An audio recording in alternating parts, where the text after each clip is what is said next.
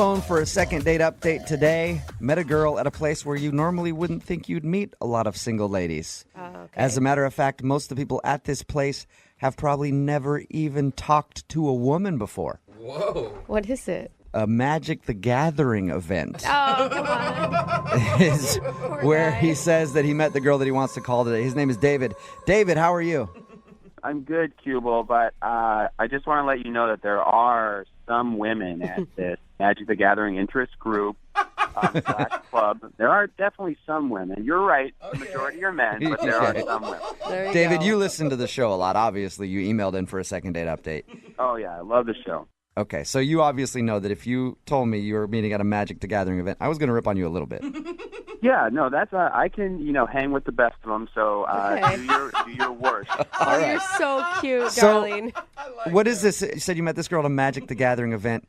I'm not really that familiar with, I know you have cards and things like that. What exactly is Magic the Gathering for people who don't know? Oh, okay. Well, Magic the Gathering is a trading card game where you use spells and artifacts and mystical beings to defeat your opponents, also known as planewalkers. So, it's highly entertaining. It's great. Sounds like As it. soon as you saw this girl at this event, were you excited? Oh, immensely. She, like I said, we have some girls, but then when Tori walked into the room, everyone's ears and eyes perked up. All my friends, I bet. she was cute. I bet other things perked up too, didn't they, David? Well, let's not hit below the belt there, people, okay? Okay, so sorry, you were saying that everybody was excited when she walked in and joined the group, right? Yeah, she walked in. I was taken aback. She was very cute, and I became nervous, as you can imagine. Yeah. So, but she kept coming over, though, to watch me play, and I ended up asking her out. Nice. And Whoa.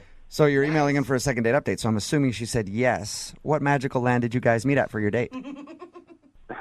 That's a very funny quip there, Google. So, Thank you. we actually went to a bar, and things I thought went incredibly well. We got deep into conversation about our hopes and our dreams, and it was just a very pleasant evening. I mean, that sounds really deep for a first date conversation. So she was obviously reciprocating the great feelings that you were having. Yeah, very much so. We actually so much that I invited her back to my apartment. Oh, nice. Whoa. Was your mom asleep and stuff, or? You're such a jerk. Yeah, well, I have a job. I have a job. I have my own place. I am an adult. All right, I'll stop messing with you, man. So once you got back there, how did everything go? Was it cool? It was great. I opened a bottle of wine, and I just felt very close with Tori. It felt actually closer than anyone else I've ever been on a first date with, and I just wanted to share kind of everything with her in that moment. It was very nice. If everything went so well, then why do you think she's not calling you back? Yeah. Well, I don't know. That's why I'm calling you guys. I mean, I left to go open a second bottle of wine, and when I came back, she was gone and just sent me a text about 20 minutes after she had left saying, "Sorry, I had to leave.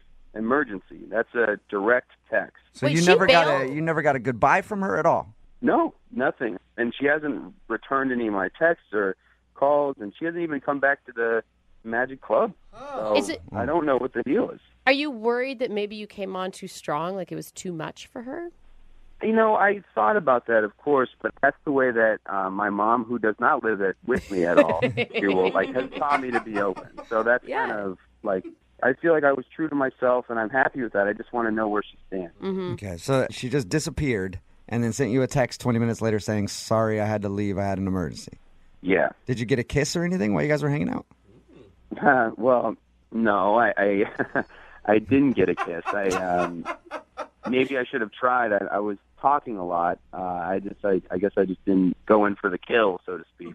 Okay. It's just hard to imagine any emergency that would require you not to be able to walk to the kitchen and tell the person that you're Yeah. leaving, Yeah, and that's been bothering me. So that's kind of why I hope you guys can help me out and maybe get a hold of her and my God. maybe find out what happened. David, why didn't we think of this? It just dawned on me.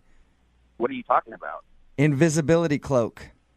She had one. She had to have had one. That's how you didn't see her when you came back from the kitchen. I get it. That's very funny. Can you just help me out, though? I just really, Yes. I really like this girl. Okay, we'll play a song. We'll come back. We'll call her and get your second date update, all right?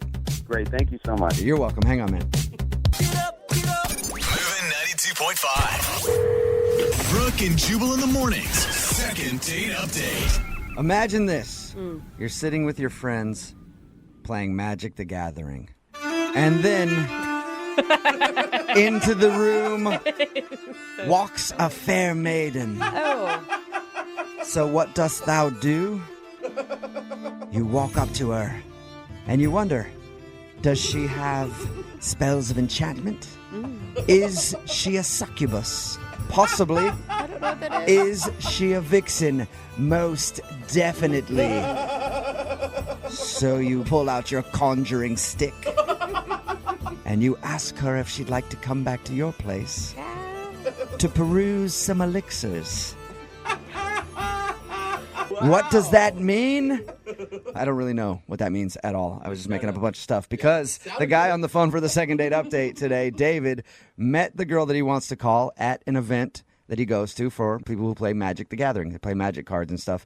He met her there. They had a connection, and then they went back to his place where they hung out for a while. And then he went to go open a bottle of wine and came back, and she had left. She never said goodbye to him or anything. 20 minutes later, I guess, she shot him a text message that said basically, I had an emergency and I had to leave. David, are you ready to give the fair maiden a call? Yes, I am. Great intro, by the way, Cubo. Very appropriate. I loved it. Did I get all the terms correct? I'm not very familiar with magic. You got 0 of the terms correct. 0. Okay, you're a noob. That's what we call a noob. Okay. A noob. I'm just worried about the conjuring stick still. I feel like that should be put away on the first date. Yeah, the conjuring stick doesn't come out for a little bit. I'm a gentleman. Keep your conjuring stick in your pants, okay? All right. I'm going to dial the phone number right now, get her on the phone, and see if we can figure out why she's not calling you back. You ready to go? I am, yes. All right.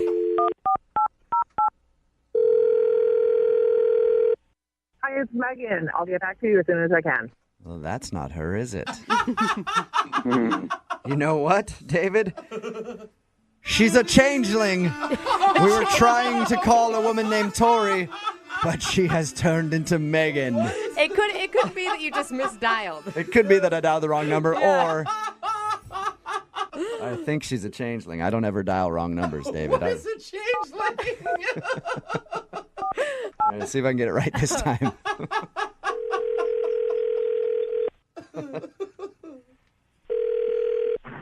Hello? Hark. Who's this? Stop it. Hello? Hi, may I speak to Tori, please? Yeah, this is Tori. Hey, Tori, how are you? This is Jubal from Brooke and Jubal in the morning. Okay. Hi. Oh. What's going on?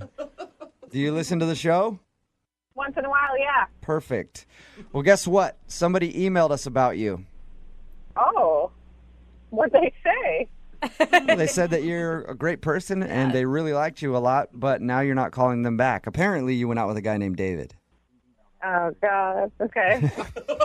So David emailed us and told us about meeting you and your date and how you kind of just bailed in the middle of the whole thing and shot him a text that said you had to leave for an emergency.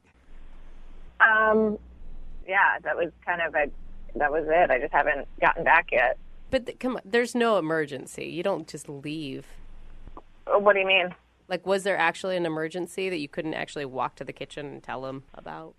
I mean, I felt like the best thing to do is to go.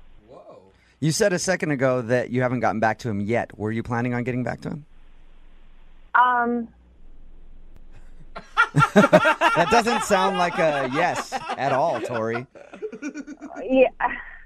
I don't know. I don't know. I guess not. So why not? Did you just not like him? Well, he was really nice, but I don't know that we really clicked. Why would you go back to his apartment then if, like, things were not clicking, you know? Well, I kind of thought they were, and then when we were there, I realized it was not as much of a match as I thought. Why not? I got a little, there was just sort of a weird moment. I got, to be honest, a little weirded out, so I left. I would only leave a date like that if I was actually scared. Yeah, You could say I was scared. Whoa! All right, well, how did he scare you? What did he do? Okay. So basically, we were having a really nice time, and, you know, he was telling me really nice stuff that he'd never felt this way before on a date, and it was really nice. And then he told me he felt so close to me that he wanted to show me something. He wanted to show. Okay. What did he want to show you? Because where my mind's going is not good at all. That's where my mind went, too, and I wish it had been that. But instead, he reached under his bed, and he pulled out this box. Okay. What was in the box? Well, we went to the kitchen to go get more wine, right? And I was curious, like, what is in this box? Uh-huh. So while he was in there, I opened it, and in the box were all these framed pictures of himself naked. What? And Did you just say naked framed pictures? Of himself? yeah. Also, some of them were like with him naked with a bunch of other naked people. And Weird. yeah, it definitely weirded me out, and I was like, I don't know what's going on here. Is this guy a total creeper? Like, Yeah. What was So he he was doing? going to he said he was feeling really like good about the date and meeting you, and he wanted to show you naked pictures of himself, apparently. yeah. So I instantly freaked and was like, I got to get out of here. What was he doing in the pictures? Like just standing there naked or trying to be sexy? I didn't really look at them long enough to know exactly what he was doing. I just saw him like naked, saw a naked bunch of friends. I don't know what they were doing. Glad you got out of the situation. Sounds kind of creepy. But aren't you curious why he was going to show you naked pictures like that? I mean, a little curious now that I'm safe, but at Okay. the time it was like alarm bells going off. Yeah. Perfect. Now that you're safe, I'm going to let you know that he's actually on the phone listening, and we get to ask him right now. What? Yeah. Are you kidding me? No. Hi, Tori. It's Oh, David. God. Tori, please don't hang up. Don't go anywhere. There's a very good explanation. I'd love to hear it. It's a little personal, but now that everything's out there, I might as well explain myself. I wanted to show you those pictures because that's actually me and my family. What? My Family? What? Your Yeah. explanation did not help you at all, David. Why do you have naked pictures of you and your family? What? my family practices nudism. It's a real thing, Oh, my and we just believe the human body is beautiful. It's actually not a bad thing. So we're not as freaked out about the human body as maybe the rest of society is.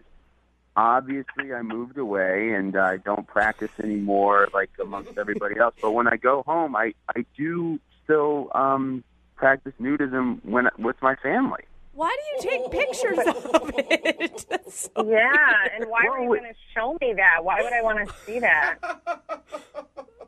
Well, we take pictures because that's just, our family's always naked, and we want everything like a clothed family would want. I still don't get why were you going to show me that, though? I mean, I wanted to show you because, Tori, I felt so close to you on our date. I know it would make me seem a little vulnerable and maybe seem silly, but I wanted you to know about me and, all of me, so to speak. it was a first date. How is that appropriate for a first date? I know. I know. It seems silly now because it obviously didn't go very well. But I was having such a nice time, and things were moving very quickly in a way that I was, Oh, wow. I like, can't. very can't. happy. No. He just felt so close to you. He just wanted to show you his mom and dad with no clothes on. Oh, my God. Hey, at this point, Tori, I would love to ask if you'll go on a second date with David. We will pay for No. Mm. I'm sorry, but no. Can you Sorry. That's imagine too weird. the first dinner to meet his parents? it. Yeah. Well, Tori, I think, is there any way to reconsider? I'll No, take things I'm sorry. slower. You seem like a really sweet person, but no, I can't. I'd love for you to at least come back to, the Magic Club, and I'll show you how to become better. I'll show you some of the secrets, at least, of becoming a better player. Oh, no, I don't want to know any more of your secrets. Brooke and Jubal. Brooke and Jubal's second date update. You can find anything at Target. You can get towels, toiletry, groceries. You can find sad dejected boyfriends Yes. following around their girlfriends on a Sunday afternoon. Just defeated. Hungover, wishing a Mack truck would drive through the wall and run them over and just end their misery. But enough about my experiences at Target. You can also find a date at Target if you know how to look, and that's exactly what happened to today's second dater, Amanda, who is on the phone. Hey, Amanda, how are you? Hey guys, I'm good. What's up? So, how does one find a date at Target? Actually, I wasn't expecting anything. I was in the cleaning supply section, and this guy just kind of came up to me and, he kind of used like, oh, what kind of cleaning products do you use kind of line. That always gets me going. Yeah. I know. Hey. Man. Yeah. Ooh, you throw some Simple Green on me? Uh-oh. Hello. So you guys bonded over cleaning supplies. Pretty much. I mean, he came up to me and was asking me what kind of cleaning products do I use for my kitchen. How? And that was it, I huh? was like, okay, this is a pickup line, but I'll go with it because he was cute. Oh, so it was obvious that he was just trying to make conversation. I think so. I mean, Okay. who comes to the cleaning section and starts asking people what kind of products they use? Yeah. I don't know. Maybe he had a real dilemma. Generic brand name. Yeah, I don't know. I didn't know if maybe the two of you just thought it was so sexy to be talking about cleaning supplies that you had to go out. How quickly did he move from cleaning supplies to let's go out on a date? Because that's got to be somewhat of an awkward transition. No, I mean, we were talking for about maybe like 10, 15 minutes. And he's like, so hey, do you okay. want to grab some coffee? Which then coffee led into drinks. And I was like, yeah, it was actually, he was pretty smooth about it. I wasn't really awkward at all. You get hit on a lot when you're out? Is this a normal thing for you, or is it? I mean, sometimes I get catcalled, but, I don't get picked up at like Target or stores while I'm shopping. So this was a new experience for you. If I was shopping at Target and somebody just came up and started hitting on me, I think it was pretty awesome. Yeah. So what did you guys do on your date? We went to this cafe, and we were going to have coffee, but then we both got hungry after we were chatting for a while. So we ended up going to a restaurant, having dinner. So it ended up being like a long, nice evening. Wow. Which is usually a great sign if things just keep continuing. What was the best part of it for you? I just think we were laughing a lot. We had a lot in common. We both love outdoor sports, and everything went well till the end of the date, which was just awkward. Until the end of the date. Oh, man. We spent like 4 or 5 hours together, which is a really long date. Had great conversation. We're laughing, and then in the end, I kind of thought he would go in for the kiss, and instead, he stuck his hand out and shook my hand. Oh, That's what? He handshook you? Oh, no. Yeah. A guy handshaking a girl is very unusual. Awkward. How did that whole thing, explain to me how that happened? Because there are those times where you'll go to hug someone, but then you think they might want to shake, so you kind of do like a half shake and then half hug, and it's all messed up. Yeah. But was it like that, or he literally was making an effort to handshake you and not hug you? I almost stepped in for a hug, and he immediately took his hand out, so I kind of pulled back, and then I stuck my hand out and shook his hand. But this is what's weird. He saw me at Target, so I know he's not gay. Yeah. He picked me up. He asked me out. So he knows what I look like. It's not like we were online dating. He had no idea. So Yeah. I just don't know what went wrong at the end of the day. Well, after the handshake, did you guys make any plans to go out again, or did you drop hints at least? He said, yeah, I'll call you. Let's go for a hike. And I was like, okay, sounds great. So he even suggested the activity of going for a hike after handshake. Right. Weird. Were you giving him weird signals, like maybe you weren't being very obvious that you were interested in Well, him? no, I didn't pick up on any weird signs, and I didn't give him any bad signs. So I didn't feel that I did anything wrong, or I may have led him in the wrong direction. I just am confused. Okay, so nothing weird happened on your date. Everything was perfectly normal, like you said. You guys were laughing, Yeah. hanging out, and then at the end of it, you try to go in for a hug, and he just sticks out his hand and shakes your hand. And Shook it, yeah. Don't write him off because of that, Amanda. He could have been nervous. He could not kiss on the first date. I mean, I you know, found. but at least give me a hug. I know, but you found a guy that cleans. Don't give up on him. yeah, the sexiest thing ever. Well, I have given up on hope. I mean, it's been 2 weeks since he called me, and the last thing I remember is a handshake. So Okay, so that was going to be my next question. It's been 2 weeks since you went out with this guy, yeah, and you haven't heard a single word after your handshake. I haven't heard anything. All right, well, we'll play a song, come back, call him, get him on the phone, and get your second date update, okay? Thank you. Hang on. Baby, I'm playing on you tonight. Hunt you down, eat you. Moving 92.5. Brooke and Jubal in the mornings. Second date update. You know, Amanda, I don't want you to feel bad that your date ended in a handshake. Because I don't know if you know this, but in a lot of cultures, a handshake is even more intimate than sex. Okay, I don't know exactly what cultures that exist in, but devout religious ones. I just made it up right now, and it sounded good to me. So don't feel bad that the guy you want us to call today ended your date by shaking your hand and not giving you a hug or a kiss. Okay. If you're just tuning into the second date update, Amanda wants us to call this guy named Danny. They met at Target. He hit on her. They went out, had a good time. She can't think of anything that went wrong on the date, but it did end with him giving her a handshake. Did it seem like he didn't want to touch you, or did it seem like a handshake was just normal for him to do? I feel like he didn't want to touch me. You feel like he didn't want to touch you. Okay. But he offered the hiking after that. That's what the mixed messages have to be so confusing for you. Yeah, it is. I just think maybe he had a personal issue that I don't know about, and I'm trying not to get personal. Maybe he's like a germaphobe. He That's could true. be. You met him in the cleaning section at Target. That's a legit, that's actually a good theory. I just surprised myself with that. That might actually work. All right, well, I'm going to dial the phone number right now, see if we can get him on the phone, and hopefully find out what went wrong on your date and why he's not calling you back, okay? All right, here we go.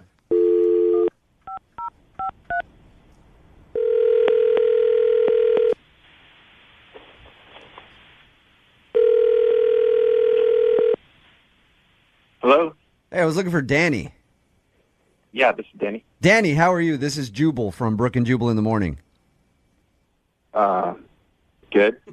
I'm calling you today because you recently went out on a date with one of our listeners, and they gave us your phone number and asked us to call you. Really? Mm-hmm. Her name is Amanda. She emailed us and told us about how you picked her up at a Target. She thought that was a really cute move, by the way, and told us a little bit about your date, said that she really liked you, but I guess it's been like 2 weeks now, and you're not returning her phone calls. Uh-huh. Would you mind maybe giving us some insight into why it's been 2 weeks and you haven't called Amanda back? I guess I just can't see myself being in a relationship with her, and that's kind of what I'm looking for. Is it because of something she did on the date, something she said? I mean, I didn't get to know her really well, but she was kind of gross on our date. How was is she gross. How is she gross? Just her manners. I'm not sure really like how she was raised, and it was kind of shocking to me. Wow, I'm very curious now, Danny. Because according to her, your date was perfectly normal. She didn't do anything weird. The thing that she did say was strange about your date was how you shook her hand at the end. Is that why you shook her hand? Because you thought she was gross? Yeah, I needed an exit. Can you give me one specific thing? Yeah. Was she sloppy when she was eating her food? She not put her napkin on her lap? What specifically made you think that she's nasty? Well, it was going fine, and like halfway through the meal, she grabbed my hand and she leaned over into my ear and whispered, "I'll be back in a few minutes. Okay. I have to honk out a dirt snake." No, she did not say that on a first date. Are you You're kidding lying. me? You're lying about that, Danny. That could not be real. I swear to God. And she What was that whispered term again? What was that term again? Oh, man. She said I have to honk out a dirt snake. Was she being funny, or was like this a That's legit? what I thought. I thought she was making a joke, and I just said, "Are you serious?" She just said, "No, really, I have to go download a brown load. I'll be back in a few minutes." Stop it. She had to have been joking then. Yeah, I mean, come on. Come on, man. Like I don't know one girl that would do that way. seriously. she had to have been. She had to have been joking with you, Danny. She was not. She left. She was gone for a few minutes. I mean, at the time, I couldn't eat. I lost my appetite. That's how serious she was being. What did she say when she got back to the table? Like she had to have had a smile or been laughing. Yeah, she had a smile, and she patted her belly, and she said, "It looks like someone dropped the kids off at the pool." With it. She's so good. Oh my gosh. Was your face red? I didn't know what to say, and she just jumped right back into her meal. And after a few minutes, she noticed, and she thought I didn't like it. She asked me if I didn't like the food, and I said I just pretended I was feeling sick. I would have bed so grossed out. Like, I've been with my girlfriend like a year and a half now, and I don't even know that she does that still. Oh my God. And I don't ever plan on knowing that she does that. So, all right, Danny, I can understand why that would be a turnoff for you. Yeah, that's why I shook her hand. I needed to get out of there. All right. Danny, thank you very much for being honest. I'm sorry you had to endure that date. Yeah, thanks. I mean, I'm sorry too, I guess. Is that all that you guys needed today, or? Yeah, that's just about everything. I'll let her know. Actually, why don't you let her know what the problem was on the date? Because she's actually listening and on the other line right now. Oh. Amanda, did you actually say those things, or is he over-exaggerating? Yeah, I said those things. You did? Amanda! What? Why? Women do go to the bathroom, and I like to joke around a lot, and I said it in a joking manner, and I was going to be honest with him, you know? Okay, so the lines that you used, those were jokes, but you really did have to do what you said you were doing? Yes. There's truth in every joke, Jubal. But I don't know why you're being such a stickler about it. I mean, don't you go to the bathroom? Yes, I do, but I don't tell people like that. I mean, you could have just said, I'm going to go to the restroom or powder your nose or whatever. Yeah, say that. But it wasn't a joke. I had to Amanda! Dude, I give it up to you, girl. Amanda, you don't care at all, huh? I mean, honestly, would you rather me at the table be like, hey, I got to go No, I don't think that's what Danny's saying. No, you could have said, I have to go to the bathroom. To say it that way is if, like, I'm your brother and we're hanging out, you know. Oh. Well, I'm just descriptive. I'm a joking kind of person, and I'm descriptive, and so I have fun. I will say, I wish I had a little bit more Amanda in me, because I haven't even talked about poop with my husband if we've been married. Everyone, guys, be open-minded. Everybody does it. It's a part of our human biological, systems. Like, we all go to the bathroom. Yeah, but we stopped talking like that when we turned 14. Amanda, you're telling me no other guy you've dated before has had a problem with this? No, my last boyfriend, he used to come out of the bathroom and we'd high-five. Are you serious? I bet we're going to get a ton of people on the text board who want to go out with you for this reason alone, Probably. Amanda. I mean, you're blunt and you're open. Yeah, I'm honest, guys. Yeah, I guess you're honest. I just, it's a first date. I mean, when you go out on a first date, you're supposed to, be a little more careful with what you say. But shouldn't you know me for me? Why should I be hiding things? Danny, you were attracted to her at one point. Couldn't you see the humor in it? I mean, she whispered in my ear, dirt snake. All right, good point. Yeah. Well, Danny, I would love to ask if you'll go on a second date with Amanda. We will pay for it. I guess I can see where she's coming from, and it's great that she's so comfortable with herself, but I honestly can't stop thinking about dirt snake. Okay, so, Amanda. Listen, that's just me being who I am, and if he's not comfortable with it, then we're just not compatible. Amanda, I really enjoyed meeting you, kind of, and, good luck. Oh. All right, no second date, Amanda. I'm sorry.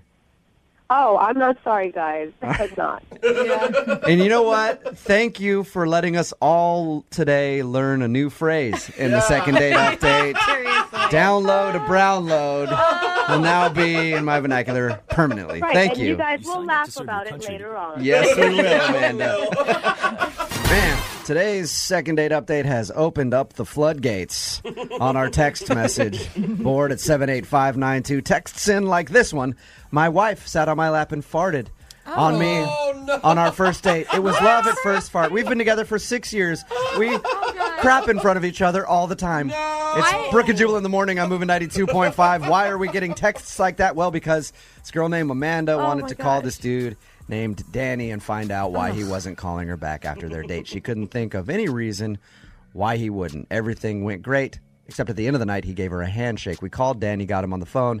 Turns out that Amanda is very open with her bodily functions and even uses creative verbiage when telling you that she has to go to the bathroom. Things like on a first date, mind you, leaning over to the table going, hey, I'll be back. I got to go download a brown load.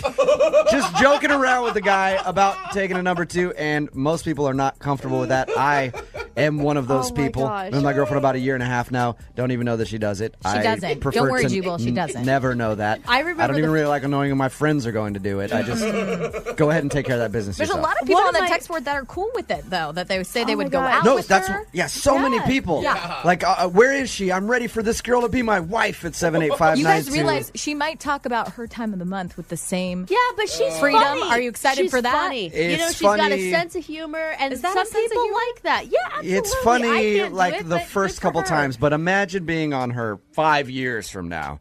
You've been dating for 5 years, okay? After 5 years, nobody's attracted to each other anyway. And then you have to sit there and listen to her continue to make these jokes. You're just like, okay, it's got to stop at some point. Another text in at 78592. This chick is amazing. She's funny, open, hot enough to pick up.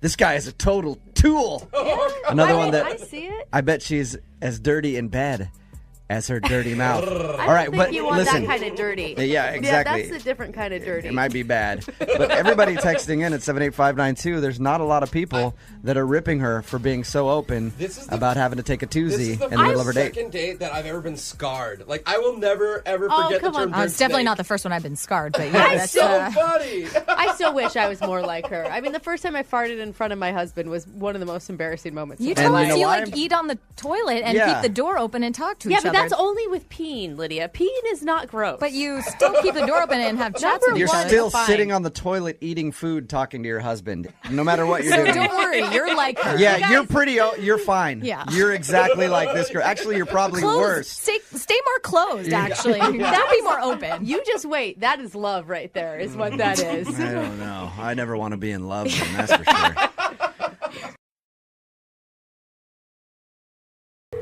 Brooke and Jubal in the mornings. Second date update. There are a lot of careers out there that women find attractive. Firefighter, proctologist. What? Who can forget the sexiest career of all? A carny at your local fair. No one has ever said Oh, that. yeah. No. Carnies are always sexy. Ladies get so fired up Oh, my gosh. when they see a fair employee. Okay. And that's who we have on the phone today. Daniel is a carny, I guess. How you doing, Daniel? I'm pretty good, man. How are you guys? Not too bad. So your email says that you work at a fair, and that's where you met the girl you want to call today?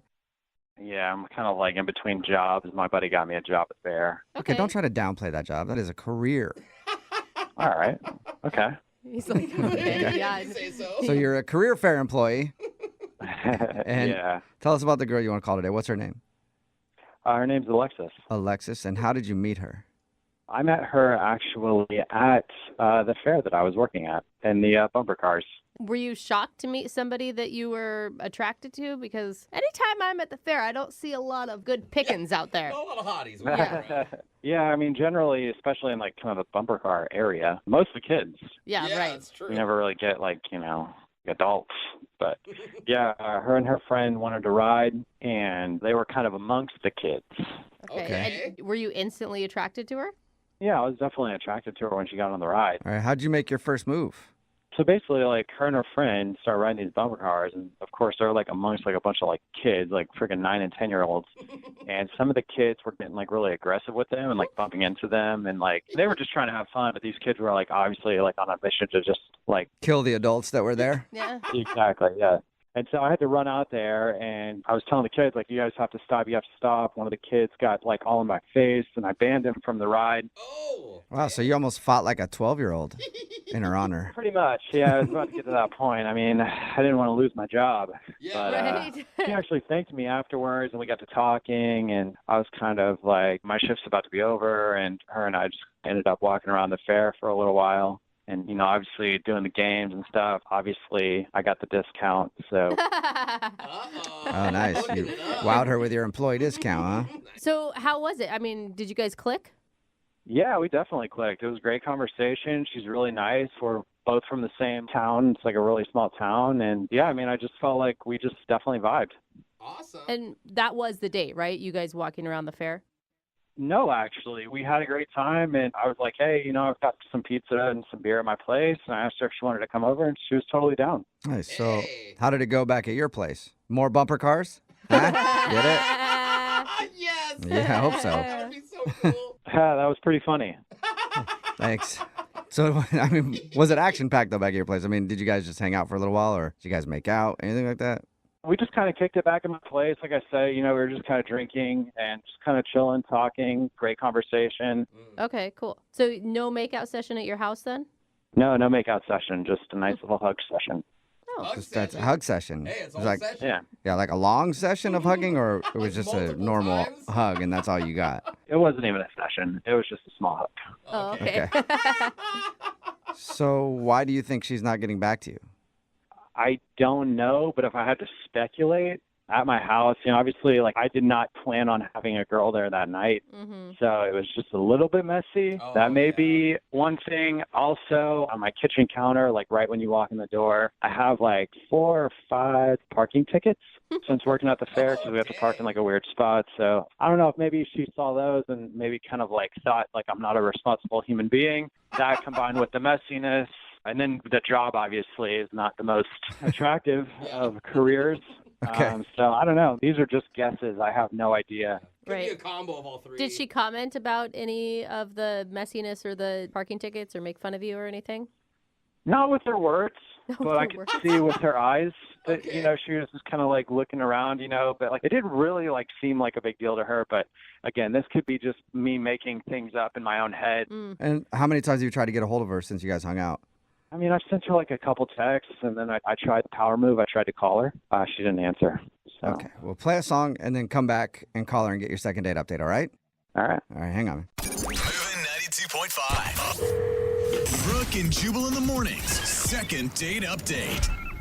If you're just joining us for today's second date update, Daniel is on the phone and he wants to call a girl named Alexis. They actually met at the fair because Daniel works at the fair. She was in the bumper cars and she was apparently being harassed by kids in there who were trying to kill her with the bumper cars. And he went in, kicked a few of them out, ended up hanging around at the fair all day together, and then went back to his place. I think maybe the reason she's not calling you back, Daniel, is because when you guys were at the fair, you probably went into the House of Mirrors and something looked larger than it actually was.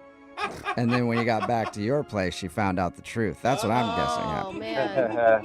man. Nah, I doubt it. They shared a small hug. She didn't see anything about what was in the mirrors. Yeah, I don't know what her deal was, but it definitely didn't have anything to do with any mirrors or any illusions of making things look larger than they really are. All right. Well, I'm about to call her right now. Any last words before we do? No, I just hope everything works out.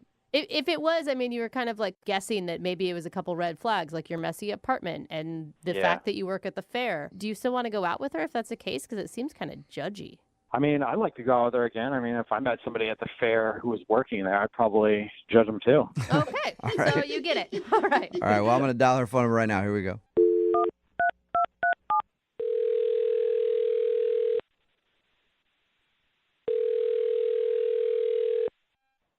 Hello, Hi, can I speak to Alexis, please? this is she. Alexis, how are you? My name is Jubal from Brooke and Jubal in the morning. I'm okay. How can I help you? Well, I'm calling you today because we actually got an email about you from somebody that listens to the show.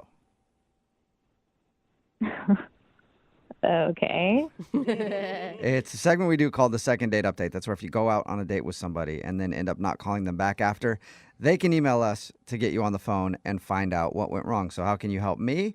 You can help me by telling me why you're not calling Daniel back. I don't know how many Daniels you've been out with lately, but I'm talking about one specific Daniel who works at the fair. Yeah, that Daniel. Yeah. It just didn't work. We weren't vibing, you know? Really? That seems pretty simple. Yep. Well, according to him, you were. I mean, like, things are great at the fair. It's kind of dorky to work at the fair, but I get it. Like, times are hard. You got to take the jobs you can take. And, like, it was just, like, when we went back to his place, it was just, like, I don't know, really small and, like, super messy. Yeah, he did tell us he thought maybe you were turned off because his place was messy. He said he also wasn't planning on having somebody over, so. Yeah, but the crazy thing is, like, it was so messy and it's so small, but there's, like, barely any furniture there. What's there? There's a reclining chair, a little like card table, and he has a TV. So not enough furniture for you. I mean, I get it. Like walking into a guy's house when it's super sparse and there's basically cardboard boxes as end tables is sometimes like, oh, man, this is a project. Is that what it felt like? Yeah, and at first I was like, oh, maybe like he's in transition, like, new job or temporary job. Maybe this is a new place, but he's lived there for over a year. Yeah. So basically you walked into his house and his house is what turned you off. Yeah, I mean, we're not like in college anymore, you know what I mean? It's not like a barren house where we drink beer and have pizza. It's like, But isn't that what he invited you over to do? Drink beer and have pizza? It wasn't just that. There's just something really weird. Like, there's this one really weird thing about him. Can you tell us what it is? So I noticed amongst his, his chair, his table, and his TV that in the corner there was a dog bed.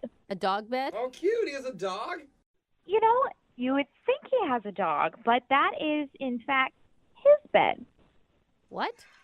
What? Sleeps in a dog bed? No. He sleeps in a dog bed. Are you sure? Why? I mean, were you making that assumption or did he tell you that? Oh, no, I asked. I was like, oh my gosh, do you have a dog? I love dogs. And he was like, oh no, that's my bed. And I thought it was a joke.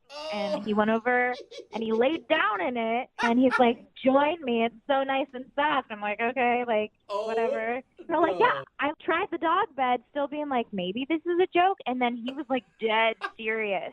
This is his bed. It's like the best sleep he's ever had.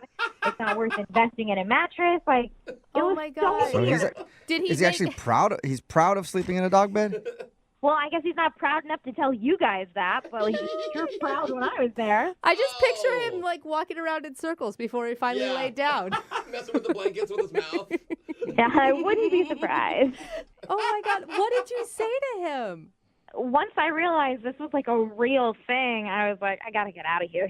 This is like, like serial killer kind of weird. And the worst part was he definitely has those like sad puppy dog eyes. So when I was like, gotta go, and it was just like those sad eyes. So I gave him this weird quick hug and then was like, bye, which to me, I thought was very clear. That's not working. I'm out. I cannot believe you went on a date with a carny that sleeps in a dog bed. That sounds fitting. Wow, that sounds even weirder when you put it like that. Yeah, it does. Well, guess what, Alexis? It's going to get a little bit weirder still because Daniel is actually on the other line and wants to talk to you. Hey, Alexis. What? Yep. Oh. Hey. Is this really happening right now? Is this one of those like game shows? Have I been like punked or something? No. First of all, like, you didn't mention you were upset about my bed, and I'm legit like wondering why like you would think that's a weird thing. What? I mean, I guess it could kind of come off as just a little bit weird, but like until you actually try it out. I'm legitimately confused on how you don't think this is a weird thing. Well, I mean, is it normal for people to sleep on mattresses? Yes. Yeah. I think so, yeah. Is that how like people have always slept? Have they always slept on mattresses? Really, it's just something keeping you off the ground. I mean, What? Don't be a sheeple and give in to mattresses? Is that what you're trying to say? Well, I'm trying to tell you guys, I've tried human beds in the past, and they're not as good. Dog beds are very simple. They're smaller. What? I guess it would be easy to move around if you're moving. No, but for real, like, are you just having some serious? I mean, we get it if you're having some serious financial issues and you can't afford a bed. Like, No, it's not. It's nothing like that. I had a dog in the past, and I bought my dog a dog bed, and he was not interested in it at all. Like, he didn't sleep in it. And one day I was just chilling around the apartment, and I just tried to take a nap in it. And I had a really deep sleep. It was like an amazing nap, and then I just tried sleeping in it at night. And it just like really worked out. Like, I've never slept better. Oh, so you just love sleeping in your dog bed? Yeah, like I said, it's just like a regular bed that happens to be made for dogs. yeah, but no woman is going to come back. I mean, Daniel, what happens if like you had a long-term girlfriend who moved in? You obviously wouldn't fit on a dog bed. I'm just going to throw this out there. They do have like bigger dog beds for like mastiffs and like larger dogs. Wait, how big are you sleeping on right now if you're not already on a Mastiff dog bed? It's just like a regular bed for like kind of like medium-sized dog. Oh, you just got to get curled up, I guess. Yeah. it forces you to get like curled up in like a really nice position. And Alexis, I don't even know why you're trying to act like this right now on the radio when you clearly laid down in the bed and you thought it was comfortable yourself, and you're trying to act on the radio now like, this is a deal breaker for you. I just didn't want to get murdered, Nobody's going to murder you. You're just being stupid. Was it comfortable or not? Be honest. Absolutely not. It's like an inch of foam.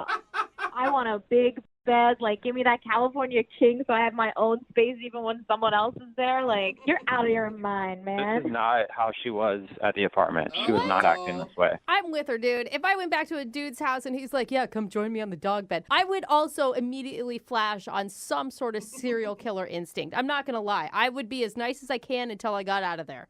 I don't think you guys are with the times. Like, I think you need to try other things out. And, like, you guys giving me for sleeping in a dog bed. I think that dog beds it's like a devolving thing, not an evolving thing.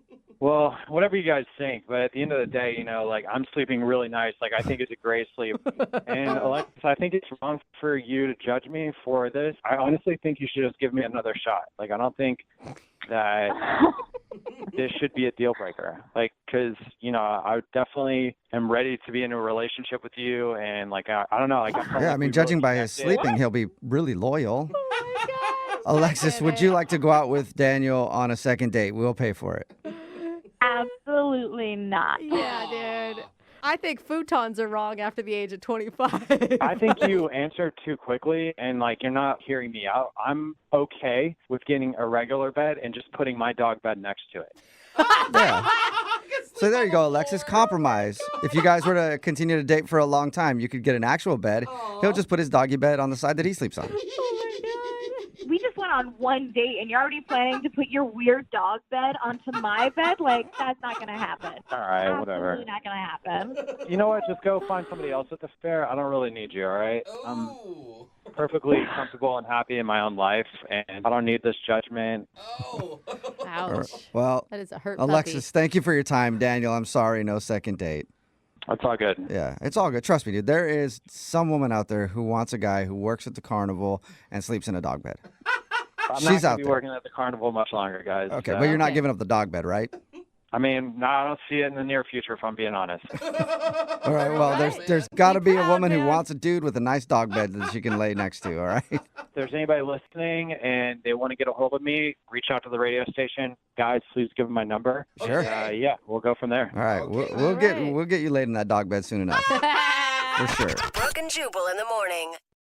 Remember, if you want a second date update, all you have to do is email us, brookeandjubal@moving925.com. We will call the person that didn't call you back, just like we're about to do for Gabby, who's on the phone. Hi, Gabby. Hi. How are you? I'm okay. I'm pretty confused, though. Now, you emailed us about a guy named Jake that you met at kind of a singles mixer. Yeah. I mean, my friend signed me up for it, and I was like, well, it was close to where I work, so I thought I'd just stop by and see what was up. Are you newly single? At like 6 months. And were you shocked that you actually met somebody at one of these events that you liked? I was shocked that I met someone and that he was attractive, because I thought maybe, there'd be some nice kind of shy guys, which he was, but he was also like kind of tall and muscular, and he's like a biker and a runner, so I was like, oh, well, hello.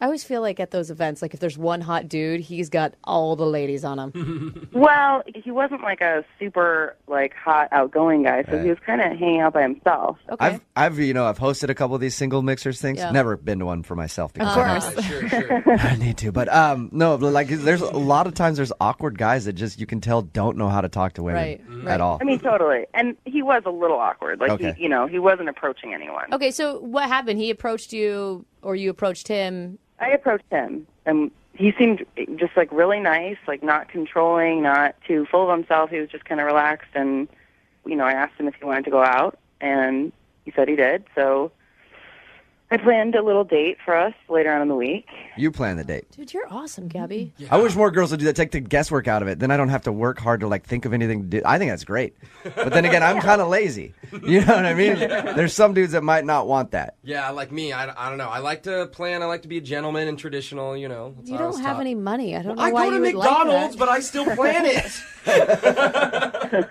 What did you end up doing with him? One of my favorite authors was doing a reading at Barnes & Noble, so we went over there, and then we went to dinner, And halfway through the dinner, he got super weird and seemed like embarrassed. Like his face was turning red. What? And looked visibly uncomfortable. Didn't want dessert, like signed the check and like ran out the restaurant. What? Just took off? And, yeah. So I followed him out because I was worried, like, I don't know if I offended him or if I did something wrong or there's some kind of miscommunication.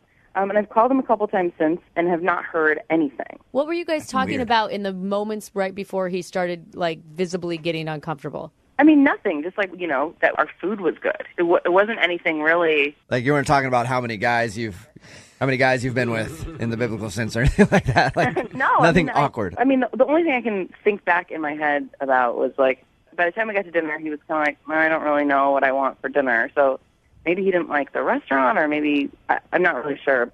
Gabby, since you asked him out and you kind of picked all the events for the date, do you think that at any point he might have felt like emasculated? Did you get that impression? I hope not. At any point, he could have said, I'd rather go somewhere else, or, you know, I don't feel like I was being so controlling that he would feel like he had no, you know, sense of destiny in like what we were doing. Now, you said, you know, he didn't really like that. He didn't really like this. Was there anything that he did seem to like or enjoy about the date? I mean, not really. He wasn't really verbal about it either way. So there's no really way of knowing. Okay, Gabby, hang out for a second. We're going to play a song, come back, call him, and get your second date update, okay? Thank you. Moving 92.5. Brooke and Jubal in the mornings. Second date update. All right, Gabby, are you ready to get Jake on the phone and find out why he ditched you? Yeah, I guess. If you didn't hear the first part of the second date update, Gabby went to dinner with this guy who she met at a singles mixer. They went to Barnes & Noble first so they could hear an author that she was talking about read. And at a certain point, the guy looked very red, you said, and then kind of just took off. Yep.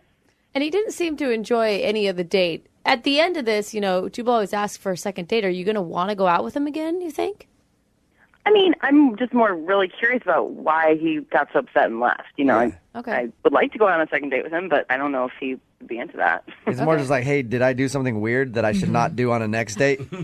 Right, that's more of the question at this point. All right, I'm calling him right now.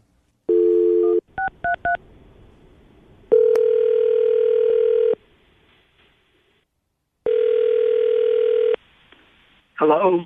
Hey, I was looking for Jake. This is Jake. Jake, what's up, man? This is Jubal from Brooke and Jubal in the morning. I'm moving 92.5. How are you? I'm sorry, this is a radio station? Yeah. Have you heard of our show, Brooke and Jubal in the morning? I don't personally listen to you. You're not familiar? Okay. Well, let's try to change that in the future. But I wanted to talk to you for a second about a girl that you went out on a date with who I know as well. Her name is Gabby. Met her at a singles mixer? Yeah, I know Gabby. Okay. The reason that I'm calling you is Gabby said that during your date, you kind of took off at the end, and she feels like you ditched her. She basically wants to know if she did something wrong. Oh, my God, this is such a mistake. Mistake? I just shouldn't have done it. I'm really embarrassed about the whole thing. Why is that? Oh, God. We're supposed to meet at Northgate Mall, and, you know, truthfully, I haven't been on a date in like 5 years. Really? So I was extremely nervous, and so I was sweaty. And so before I get out of my car, I actually take off my glasses and I wipe down my face. Okay. And I forget my glasses in the car. I'm legally blind, by the way. What'd you say? I'm legally blind. You're legally blind? Oh, wait. Why didn't you go back and get your glasses? I was running late, and the truth is, even without my glasses, it's going to take me a good 10 minutes to find my car anyways. It was so bad. I was asking people in the mall, where's Barnes & Noble?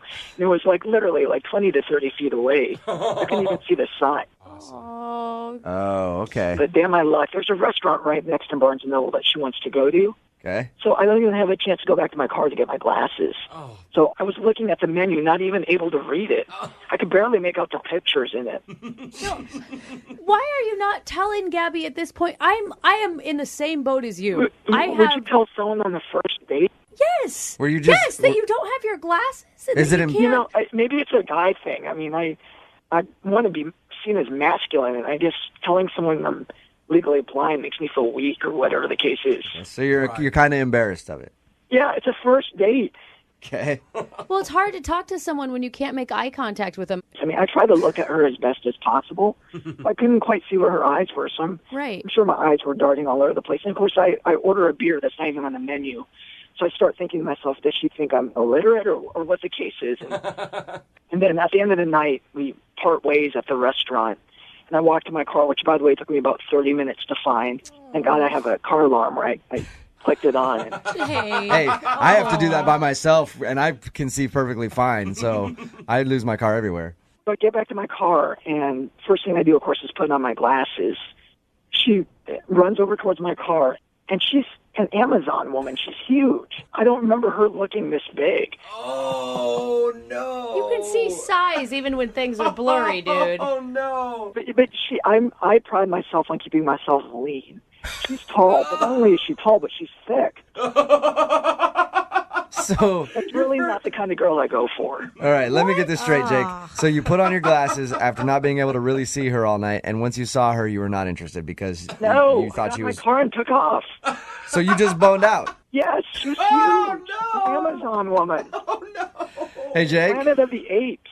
Oh my gosh, Jake. Jake. Come on. Jake, at this point, I should let you know that Gabby is actually on the other line and heard everything you just said. Shut the up. What kind of idiot drives around without his glasses on? And why didn't you just admit that you didn't have them on?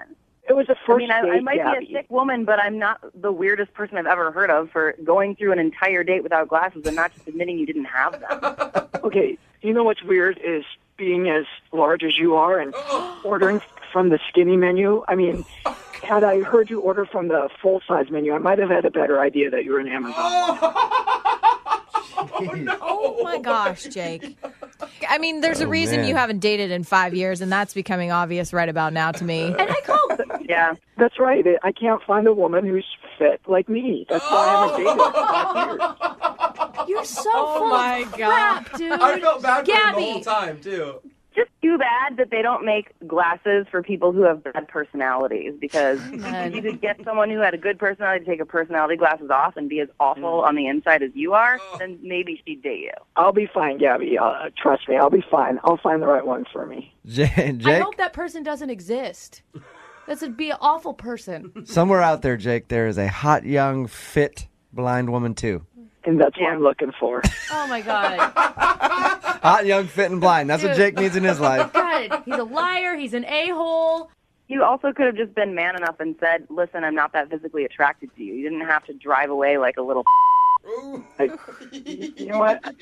At that point, I was just scared what you'd do to me. All I could do was get in the car and take off. You are such a jerk. Oh, my God. I hope the next girl that you date gives you some sort of horrible STD and you rot in your bed with freaking burning sensation and hives. Jake, I just gotta say, Jeez. I'm just saying. you must not be that physically fit if you were really intimidated by her. You know, I'm lean. Gabby, just to make sure you know, I'm lean. So that's the reason why. Oh, my Oh, God. my God. He does not care. We cannot talk to him anymore. I will not allow Jake. him on the show anymore. Hey, He's Jake, done. you want to be a contributor to the show on a daily basis? I'd love to hear Brooke talk to you every day. No. We can have the fit segment with Jake. What are you talking Yeah. about? I'm going to punch him in the face. Body by Jake every morning on the show. Jose, this is not funny. It is really funny. Gabby, you got your answer. I sure did. And at the end of these, we always ask if you guys want to go on a second date. Oh, my gosh. Jake and Gabby, I would. Sounding hell no. Yeah, You didn't even let me I'll pass finish. on that one too. You didn't even let me finish, you guys. I'm going to pay for the date. Nah. No? No, thanks. Gabby, Send Jake to a 24-hour fitness with a mirror, and then I think that's pretty much all he needs. Gabby, I am sorry you had to go through this. Me too. But thanks for letting me figure it out. Yeah. And hopefully now people will know what an asshole Jake is and not go on a date with him. All right, Jake, thank you for your time, man. No. Thank you, guys. Appreciate it. We'll talk to you tomorrow morning, 6:05, with the new segment to start Brooke's morning off the right way. We do not Body appreciate. by Jake. Brooke and Jubal's second date update. Me and the girl on the phone for the second date update today have a lot in common. Oh, no. We're both fitness models. Oh. Caroline, have we ever worked together before? Maybe in our dreams. I don't know. I thought maybe I might have posed as your before picture. I'm a fitness model, but I pose as the before shot. Yeah, I see. Not that the makes after sense shot. now. But Carolyn did email in for a second date update. Tell us a little bit about the guy that you want to call today. Oh my God, Kevin. He's such a nice guy. I met him on a dating app, and he kind of struck me. Like, I loved his profile, loved what he had to say about himself, and I think the thing that attracted me most was he wasn't a meathead. You know, I'm kind of used to these meatheads. Like, in the fitness industry, a lot of these guys are jerks. Can I ask, on your dating profile, do you say that you're a fitness model? I do, and in my photos, you can see it as well. Does that really serve you well? Because I feel like you would just get hundreds of replies from the exact guy you said you don't want to date. You know, yeah, I definitely get a lot of those guys that I don't want. But, I mean, my body looks amazing right now. Like, I worked my butt off, literally, to look like this. You should see. I'll have to send you guys pictures. So I'm proud of the way I look. Yeah. So I'm going to put myself out there. Check me out from the front, from the back. I would think. Did you hit this guy up, or did he hit you up? Actually, I hit him up. Okay, because I would assume, like, as an average guy, if I see a fitness competitor like you on a dating app, I'm gonna think twice before I hit you up, because I'm gonna think you're only gonna be interested in like big buff dudes. That's what I do. You know what? Honestly, I've learned a lot about myself through the process of getting to become a fitness model. And the one thing is, you have to not care in life. You know what I mean? You got to just go for what you want. I go for what I want. I saw him and I was like, boom, I want this guy. You sound like a very intense person. Go-getter. Yeah. What about this guy made you say, boom, I want him? First of all, his smile totally, like, captivated me. And honestly, he was the only guy that I've seen on this dating app that did not have a shirtless picture. That's a plus. And I'm like, I see way too much skin on these dating websites. I'm like, oh my God, a guy wearing clothes. This is refreshing. I love how high the bar is set. It really is. So different between men and women, because guys look for the exact opposite. We're like, oh, gross, she's wearing a shirt. There's no bikini I don't want to pics date at all. her. No way. Completely. What did you guys decide to do for your first date? We had intentions of, like, bar hopping, but we were so, like, talking so intensely, we never even left the restaurant. Oh, wow. So it was an awesome date. I mean, I was blown away. Did you end up with a kiss? Yeah, but not in the most conventional of ways. What does that mean? What does that mean? If you consider, like, putting him in a headlock, kind of, sort of. Did you Put him just in a say you headlock? put your date in the headlock? You know what? I was waiting and waiting and waiting for him to make his move, and he wasn't going for it. And I had a choice to make. It was either go home and not know, you know, what the kiss was going to be like, or go in for the kill. And I went in for the kill. So you put your date in a headlock and kissed him? Yes, I did. Oh, romantic. Okay, do you think that could be the reason he's not calling you back? He was laughing about it, so I really don't think it turned him off, to be honest with you. And, like, you know, in this day and age, like, the chick should go for what she wants. I mean, why not? But you You shouldn't. take that kiss, even if it's by force. It doesn't matter. I don't think anyone should be physically forced into kissing, but that's just me. I mean, I didn't throw him down, but, you know. Can we paint the picture just one more time here? Did he know it was coming, or was it just out of the blue? No, it wasn't out of the blue. I mean, we were, like, messing around. I knew he was nervous. I knew he kind of wanted to kiss me, but I think he was feeling me out. And I just was like, I don't have time to wait for this guy. Like, we're adults here. And so I, like, I pushed him, and he pushed me, and, like, we're just messing around playing. And then I just put him in a headlock, went in for the kill. Right. And then, you know, the kiss lasted for a while. So it was, Oh, so he did kiss you back for like a good amount of time. It wasn't like he was just wanting you to get off him. no, he didn't want me to get off him. Okay. Definitely not. Oh my gosh. Nice. All right. And how long has it been since you guys talked? About a week and a half. Okay. Like, he won't answer my texts, you know, and I tried, like, you know, playing it cool. Like, when we were on the date, I was joking around with him. I was a little drunk. We were both a little drunk, and I was like, oh, I could probably bench press more than you, and And so I kind of threw him a text, and I was like, hey, when are we going to, you know, bench press together and have this competition? And blah, blah, you know, trying to be flirty. And maybe he's scared, like I'm emasculating him. Yeah. Is he into fitness too? Because it seems like you're only talking about fitness when you're retelling this story. He's like an average guy, you know, like nice physique, tall. He's got muscles, but he's not into it like I am. I'm definitely like count my macros, bring my meals with me everywhere. But I went on a cheat meal. Like, I went on the date the night of my cheat meal. So it was like a big deal for me. So, and I kind of broke it down for him. I was like, this is how it works. This is how I hit my macros. What the hell is a macro? It's like it's a nutrition thing. Yeah, I mean, it's macronutrients. Basically like your proteins, carbs, and fats divided into percentages per day. That sounds like a horrible date topic to me, but okay. Yeah, they're still so confused. All right, well, we're going to play a song, come back, and get your second date update, all right? Awesome. Thanks, guys. Okay, hang on. Moving 92.5. Brooke and Jubal in the mornings. Second date update. All right, here we go, guys. We're almost to the end of the second date update. Just push a little bit more. Only a little bit longer to go till the second date update is over. Just going to need you to listen for about 10 more minutes, okay? Push. Just 10 more minutes and we're almost done. Push. Just 10 more minutes. It's always fun. Push. We're almost to the end of the second date update, okay? Caroline, how you doing? Caroline on the phone, how you doing? Hey, I'm hysterical right now. Oh, my God. If you don't understand why I'm doing that, Caroline is in the fitness industry. She's a fitness model, and today she wants to call a guy named Kevin, who she went out on a date with, and he is not a fitness model or involved in the fitness industry at all. As a matter of fact, he doesn't really work out, and that's what she was looking for. So she was excited about the date. They went out. She did get a kiss at the end of the night, but it was not in the most conventional way possible. Can you recap that for me one more time, Caroline? Well, he wasn't really going in for it. He was kind of being a chump. And so, I started messing around. We were pushing each other. And then I just put him in a headlock and gave him a kiss. Sometimes a girl's got to do what a girl's got to do. Yeah, I dig it. I wanted what I wanted. So now he's not calling you back. We're going to get him on the phone and find out if something went wrong on your date. Are you ready? I am so ready. Okay, here we go.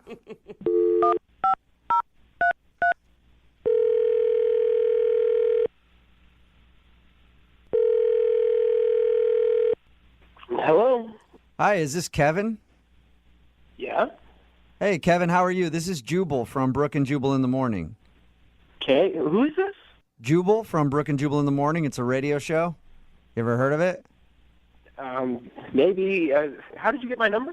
Well, I got your number from a listener of ours, actually. They emailed us about you. What? Yeah, there's somebody who listens to our show, has been trying to get a hold of you, but you aren't calling them back, so they asked if we could get you on the phone and find out why you're not calling them. Her name is Caroline. Oh. And you guys recently went out on a date. Yeah. Did you like Caroline? She emailed you about... Yeah, she liked you enough to actually email a radio show to get you on the phone and find out why you're not calling her back. Oh, that's a little bit of a compliment, isn't it? Yeah, no, I really was hoping that she wouldn't call me back. Oh. Okay, so you don't want to get a hold of her? No, I do not. What was so bad about the date? I got myself into something I was not prepared for. Really? I'm guessing... What do you mean? Well, I mean, we met on this dating website, and, like they say, it's too good to be true, and that was one of the worst 2 hours of my life. Wait, why was it so bad? The whole thing? The whole thing. It just did not start out on the right foot. She did tell us how she put you in a headlock at the end of the date and forced you to kiss her. Oh, that was not fun, but I was over it way before that. Really? Really? She swore that you kissed her back for like a long time. To try to get her away, she was holding me. You're like, all right, fine, I'll kiss you then. So at what point were you over the date with her then? I was over the date within the first 10 minutes, I think. How could you be over a date in the first 10 minutes? That means that you're not even giving somebody a chance. No, well, we were going over the menu, and the whole time she's talking about how it's her cheat night and how she's got to get her macros and micros, and she just, every single item on the menu, she's talking about its nutritional, value. Yeah. And she goes into her bag and whips out this, little blue pill. And she hands it to me. And I go, what is this? And she said, it's a suppository probiotic. Did you just... A suppository probiotic? For her or for you? For me. She wanted you to take a suppository? I've known this girl for 11 minutes, and she hands me a pill and tells me to shove it up my What did you say? I kept saying no, and she just kept insisting that I take it. She's like, here, try it. It's really good for you. And I'm like, no, thank you. So after I finally made it clear that I wasn't going to take it, she says, well, excuse me, I have to go to the bathroom to take mine. Oh, so she leaves, goes to the bathroom. I'm sitting there wondering if she's being serious, then comes back saying, oh, it's so much better. I feel so much better now. Let's eat. Let's have a fun date. Describe that exchange to me again. It's one of the weirdest things I've ever heard. She hands me this pill, and she goes, do you know what this is? And I said, no, I don't know what it is. And she goes, oh, it's a probiotic, specially designed to help promote healthy colon ecology or something. It's colon digestion, if you are listening correctly. What? Hey, Kevin, that's Caroline. She's actually on the other line. Caroline, you were supposed to wait until I called you into the conversation. Yeah, I honestly, I couldn't even wait. I was tapping my feet over here. Like, are you serious right now? Oh, my God, really? I was nice enough, first of all, to share my stuff. I mean, that's expensive stuff, okay? And it's for your digestion. It's for your health. I was just trying to be nice and share my knowledge and share what I know. And yes, it was my cheat night. And honestly, I wasn't going to ruin my digestion for a date. Okay, somebody that I only knew for 11 minutes. Look, Caroline, if you want to go take a suppository, go right ahead. Go to the bathroom. You don't have to tell me. You don't have to encourage me to join in. I know, but I was just trying to be nice. Okay, you were asking me so many questions about fitness, and you were letting me talk about it. No. You were talking about fitness incessantly, so I was being polite and asking you questions because it was obviously what you wanted to talk about. Well, no offense, but how do you think my body got to look like this if I didn't do all of the things I was talking about? It's good for you. That's why I offered it in the first place. It's gross. That's why I said no. Carla, do you really not see a problem with asking someone to take a suppository? Thank you. I you. offered it, okay? I offered it. I was nice enough to pull it out of my bag. I let him know what it was about, what it was for. And those suppositories I make myself at home, okay? And I keep them in my bag whenever I know I'm going to have a cheat meal. You make them yourself? Yeah. That's so weird. Yeah, I make them myself. What's wrong with that? She makes her own butt pills. That's impressive, Caroline. Homemade suppositories? Yes, I make them myself because I'm trying to make a fitness line that I want to push, and this is like my baby. This is my number one genius idea, okay? So I've been working on it really, really hard. So, Kevin, she was just trying to share her love of suppository supplements with you. That's all. Why can't she push it at the gym? Why does she have to push it over cocktails? I don't see what the big deal is. I mean, look, you know, for my profile that I'm into fitness, I'm very heavy into it. You know, I'm not talking about the fitness. It's one thing to talk about fitness. It's another thing to try to get me to put a pill up my butt. That is a It's good not point. like I offered to put it in there for you. Okay? I don't understand what the problem is. Hey, Kevin, would you like to go out on a second date with Caroline?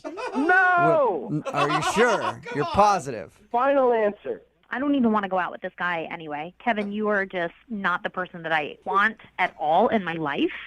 So, no thank you. Caroline, maybe in the future, just take it easy on the suppositories for like the first 20 minutes.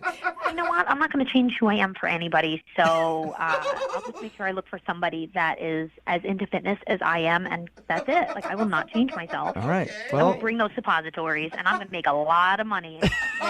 You go, girl. You do you. all right. Well, I'll find you a date, Caroline. Text in right now, 78592, if you're not scared to put a pill in your butt on the first date. I will hook you up with Caroline. Brooke and Jubal in the morning. Brooke and Jubal's second date update.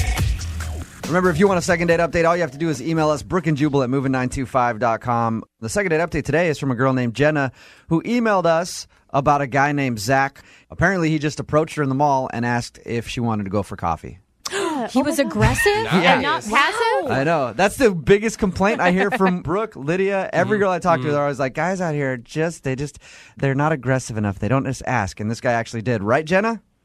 Yep, I was doing some shopping, and then this guy just approached me, and I honestly had never experienced that before, but it was fun. That's what I was going to ask you. Is this like a normal thing for you? Like, dude just constantly coming up to you, asking you out?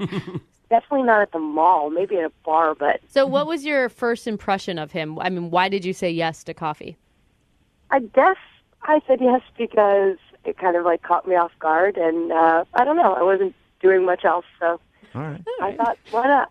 So you guys didn't like meet up for a later date at coffee. You met at the mall and then just went and got coffee. That's what your email says. Yeah, really, we just went like next door. That's kind of cool. Like, I normally don't have a problem asking girls for the number. I'd be like, hey, let's go get coffee right now. Right now. That's impressive. You don't have to give him your address. There's no creeper stalker status involved in it. You can know immediately if you like or dislike them? Yeah. It's smart on his part because if he's like, maybe later we'll go out on a date, it's so easy to bail. But if he said, go right now, he's kind of got me cornered. So did you enjoy having coffee with the dude? Yeah, I really did. I really liked him. He was really cool, easy to have a conversation with. And how long did you guys hang out for?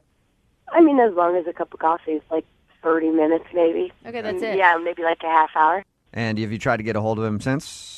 I have not tried to get a hold of him, and he has not tried to get a hold of me. This guy went out on a limb, asked you out on coffee right there on the spot. You guys exchanged numbers, but then you didn't contact him at all? Don't you think it was your turn to make the move? No, I don't think it was my turn. He's the person that asked for my phone number. Okay. Oh. And I don't think it's my responsibility to call him. All right. Traditional woman. Okay. Yes, thank you. What made you want to get us involved then if you haven't even tried to get a hold of him yourself? Yeah. Well, because I want to see why he hasn't called, and I guess I'm too scared to do it myself. Okay. So you need a little helpful shove in the right direction.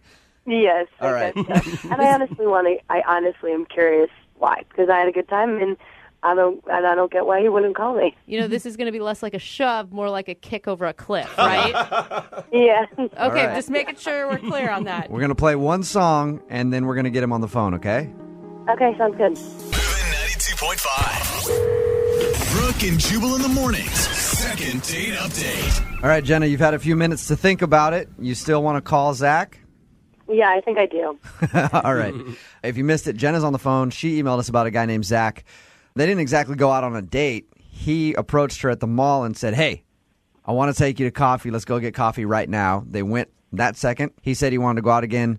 She hasn't heard from him. And they only hung out for like a half hour. I don't know how much damage could happen in that time. I mean, Jenna, did you get the sense that he just maybe wasn't attracted to you? Well, I thought that, but then if he wasn't attracted to me, why approach me and ask me to go to coffee? Yeah, that's true. Yeah. Maybe it's the thrill of the hunt. Yeah, but he didn't really get a kill, if you know what I mean. Like, they just had coffee. And a hug. Yeah. Zachary, the hugging bandit out there, he takes women to coffee and then hugs them and leaves. At your local mall. He That's hugs her. it. I got what I wanted. Just runs away. Yeah, it's not my problem if she's hugging every man she sees. All right, Jenna, I'm going to call him right now. This could be interesting or it could be very anticlimactic.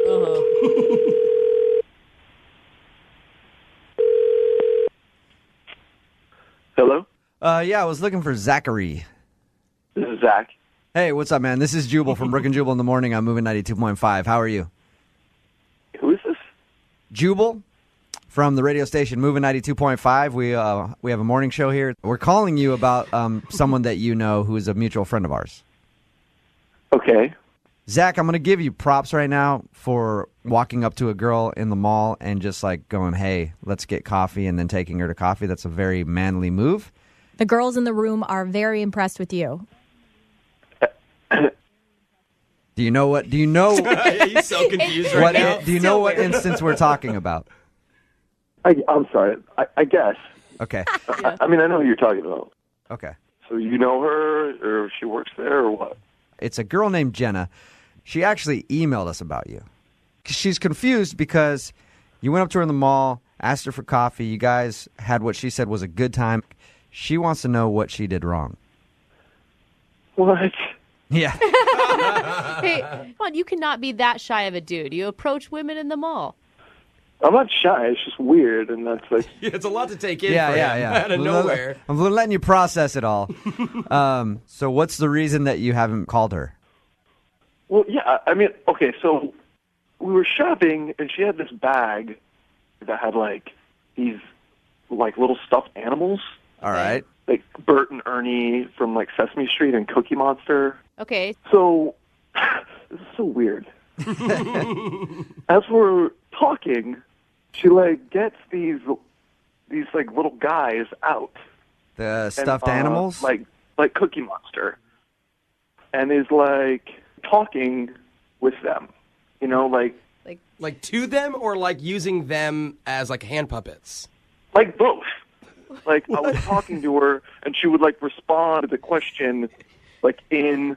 I Okay, wait. She's like kind of good at it, like in like the Cookie Monster voice. Zach, In the voice. So you'd say, like, what do you do for a living? And she'd be like, I work as a teacher. Like that? Yeah, exactly. You want coffee? For how long did this go on?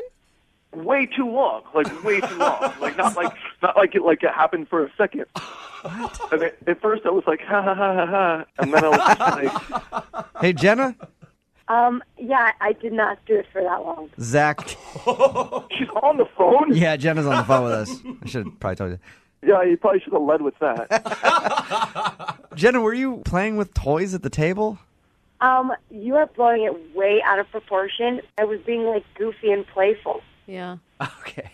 I don't know. Too playful. She says that she was being playful and joking around. The way that Zach describes it is she was basically putting on a puppet show. I can't believe you're that affected by the fact that I had like puppets. I was just joking around. And it's not like you were much of a conversationalist. All right. Were you buying those toys for yourself or were they a gift for someone else? I was buying them for my niece, and I felt self-conscious that I had them. Zach noticed them, and yeah, I was like goofing around with them. Okay. Jenna, let me ask you this. Do you think that you were goofing around with them and then it was like, you know, someone who has a joke that's kind of funny and then it just goes on a little too long? I don't know. Zach? Maybe. We weren't even there that long. So if I was talking in a character voice for 20 minutes, who cares? Yeah. 20 minutes is a long time. Jenna, Zach, I don't Zach, think it matters. did it feel like a joke that went on too long for you or something? I don't know. The whole thing was just weird. I mean, I thought it was just weird. It weirded you out. It would be like if I went up to a girl and asked her out and then I found out that she liked to talk baby talk. Honestly, I regret it. Okay. No more voices. All right. Well, it's kinda cute. we will pay for you guys to go on a second date if you'd like to go out again. If Jenna promises to leave her toys at home, will you go out on a second date with her? I mean, does she want to? I mean, she's kind of said a couple, like, kind of rude things. I mean, So have you, Zach. You called her crazy, basically. So have I you. didn't call her crazy. I said what she did was weird. Okay. Well, you called her weird. Okay. Now it seems weird, right? I mean, I don't know what to... I mean, I'd say I'd go out with her again, but is it going to be weird? No. No, she's not going to bring any toys with her. She's not going to bring any stuffed animals with her. We'll send you to, like, an adult place to Not go the get some Disney dinner. store. We'll send you to Rainforest Cafe. Yeah, No, I'm we'll just send kidding. you over there. I'm just kidding. Okay. All right. I would suggest alcohol on your date. Yeah. All right, you guys. We'll get your information and send you guys out on a second date, okay? Okay, cool. All right. Yeah, they're definitely not going out. I do not feel the vibe at all. No. Brooke and Jubal in the morning. Brooke and Jubal's second date update. I'm going to go out on a limb here and say that today's second date update involves probably the worst first date story we've ever had. No. We had a girl poop herself in the back of a car. Yeah, She's right. but I think this might be worse. We've had people get blown off and ditched on a first date. That happens quite a bit, more than you think, but we've never had anybody call in who got ditched 2 times on a first date by 2 different people. Oh. But I guess kudos to you to having 2 different people set up for a first date in one night. I'm trying to find a silver lining already. That's what her email said. I don't really know how it worked, but she got ditched by 2 different guys on a first date in the same night. Huh. Her name's Patricia. Patricia, what's up? Hi. Hey, What? you know what? We were going to do your second date update, but I got to run real quick. I'm sorry. No. That's cold. How did you get ditched by two people on the same night? So I matched with this guy from Tinder. So we decided to meet up and get drinks. And, I thought everything was going good. And he decides to go to the restroom. And like 10 minutes goes by, 20 minutes, 30 minutes. And I was like, well, at first I thought, well, is he okay? Like, 'cause sometimes, if you feel sick from something, it's really embarrassing to talk about that. So I texted just to say, hey, are you okay? Yeah. Didn't hear back. So I was like, all right, well, I know what this is. Yeah. Has this happened to you a lot, Patricia? It sounds like you're like, all right, well, this has happened to me before. No, ghosting is a thing that happens on text. So I was like, oh, real ghosting. Cool. Yeah, and that's like way worse than someone just not showing up for a date. Like that means they met you, they got the first impression, and they decided they didn't like it. Yeah, salt in the wound. Well, I will say it is brave for you to call and make this all public after it happened. So continue. So then I was going to stay positive, so I decided to hang out and, have a few more drinks and, enjoy myself. And I ended up meeting this other guy, but I had already had plenty to drink. And the conversation is great from what I can vaguely remember. And I know we made out and exchanged numbers because I had this number in my phone. And did you? So were you just sitting there after your date ditched you, just kind of drowning your sorrows? Like, does anybody want to talk to me? Because my date just left. I hadn't quite reached that point yet, but I was with the mindset like, I'm going to make the best of this. I'm not going to let him ruin my night, even though he's a jerk. Yeah. I'm going to make this great. That's awesome. So did you approach this second guy? Well, he approached me, which kind of helped my ego a little bit after that first burn. You needed that. That could help. Yeah. Yeah. So the conversation was great. We exchanged numbers, but I don't remember a whole lot. I know he put me in an Uber, and I think his name was Pete. Oh, my God. Okay, so you don't even know his name. I'm 60% sure that his name is Pete, but then 30% says Mark, and I don't know about the other 10%. So what? Well, the other 10% is just a wild card. Yes. Patricia, we've all had those nights where we don't remember somebody's name, but why would you want to follow up with them? Well, but I do remember that the kissing was really good. Oh. Okay. And, I mean, it's nice to, like, put someone in an Uber and make sure that they are safe. And, I remember having fun. I just don't remember his name. Okay. Okay. So is that who you want us to call today? You want us to call Pete or Mark or Mr. 10%? So I've got two numbers. I have the number of the original guy, and his name's Oscar. No, screw Oscar. Okay. Screw So do Ditch you want us Boy. to- You're not wasting our energy on him. I have the number for Oscar, who is cute and funny, and I enjoyed spending time with, even though he ditched me. But then I also have the number for Pete. And, I liked both of them, and I would go out with either of them again. So we've got two phone numbers for Oscar and another guy whose name might be Pete. So which one do you want us to call? Maybe both. What? Hey, Wait a minute. Like- Yeah. You want us to call one and ask him for a date and then call the other and ask him for a date? Yeah, I mean, let's up these odds. It's a numbers game, right? Okay, but wait, let's... So if the first one says yes, you still want us to call the second one? Maybe. I don't know. And let's see what happens. All right, God. screw it. We'll see what happens then. We'll play a song, come back, All right. and then call a bunch of people and try to get you a second date in your second date update, okay? Awesome. Thanks.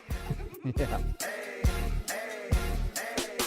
Moving 92.5. Brooke and Jubal in the mornings. Second date update. If you're just joining us for today's second date update, we're going to attempt to solve a mystery.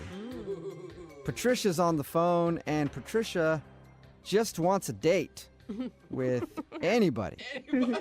I wish that wasn't true.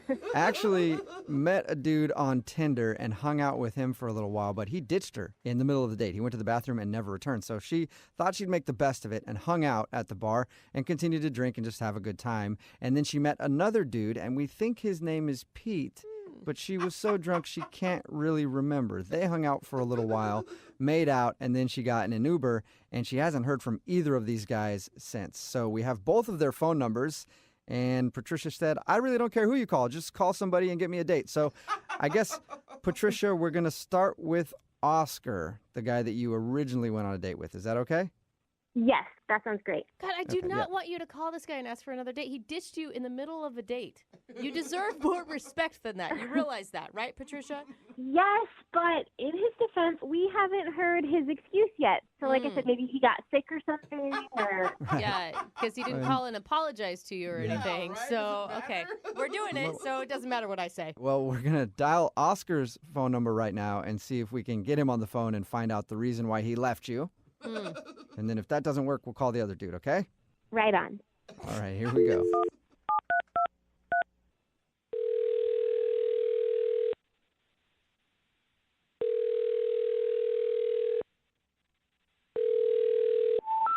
We're sorry. You have reached a number that has been disconnected or is no longer in... Did you guys dial the right number? I dialed the number that you gave me. What? He gave you a Wow. Wait, he went so far that he disconnected his number? What the heck? What did you do in that first half of your date to scare this guy so bad? I have no idea. I've never had someone change their number because of me. This is new.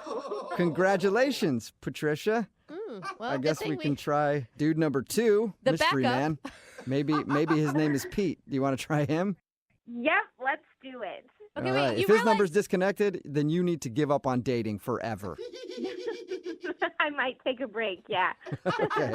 Are we just going to call him Pete? We're just going to gamble with that? At this point, who cares? As long as somebody answers the phone, we'll just call him whatever. All right, here we go, Patricia. I'm going to dial his number now, okay?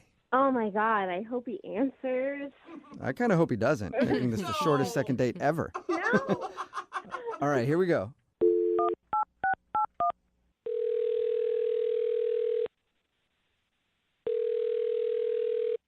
Hello? Hi, can I speak to Pete, please? Yeah, I'm speaking. Your name's Pete? Yep. Awesome. What's up, Pete? Hi. So who is this? This is Jubal from Brooke and Jubal in the Morning. How you doing? Wait, what? This is Jubal from Brooke and Jubal in the Morning. It's a radio show. Have you ever heard of it? Okay.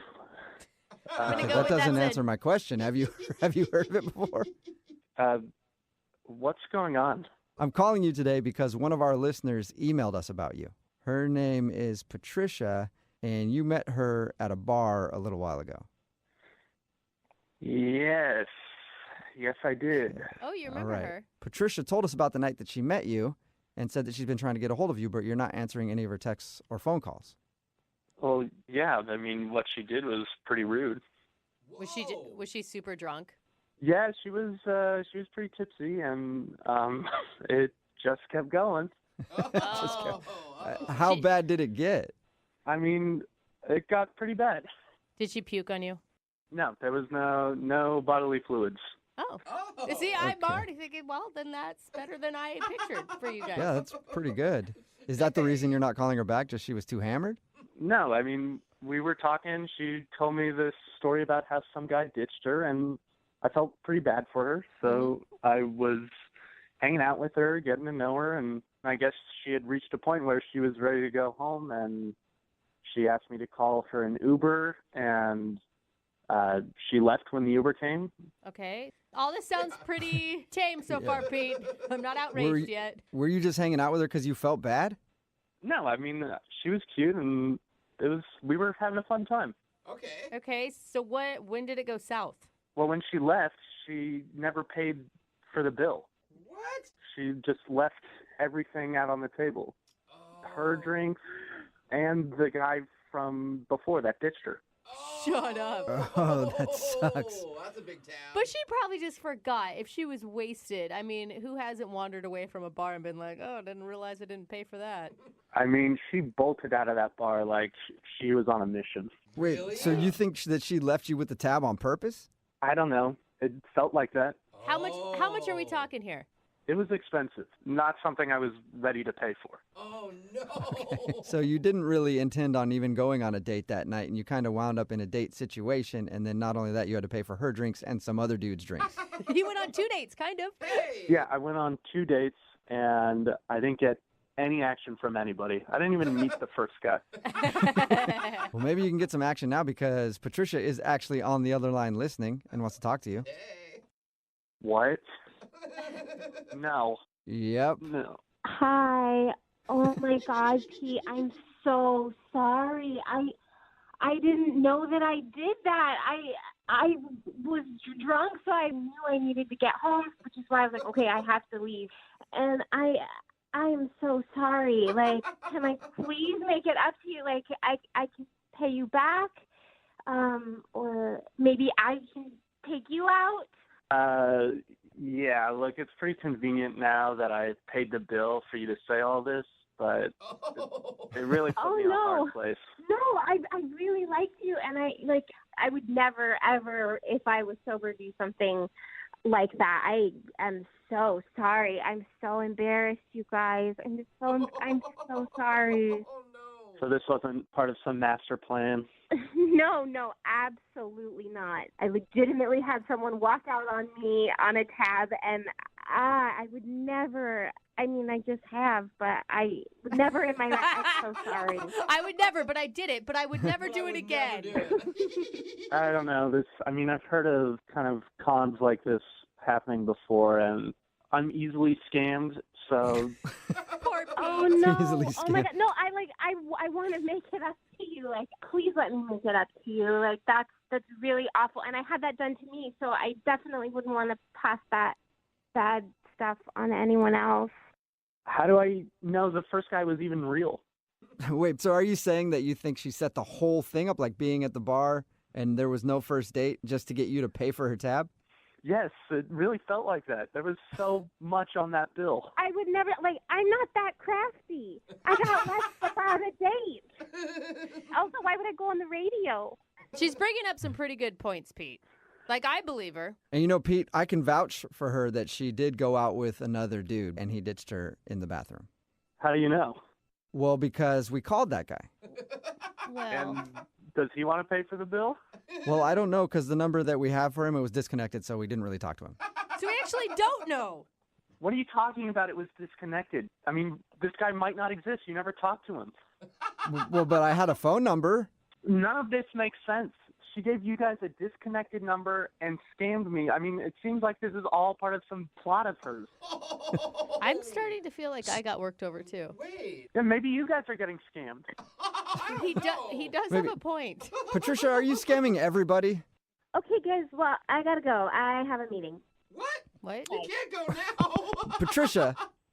What? Oh, my God, she was totally taking us. She did scam us. Look, I knew it was a scam. Oh, my God, she was trying to get a free dinner out of us. Oh, my God. All right, so you were right then. She must have set it up to meet you at the bar and have you buy all her drinks. And you just figured that out right now. I've been telling you, what is going on with this girl? I don't know.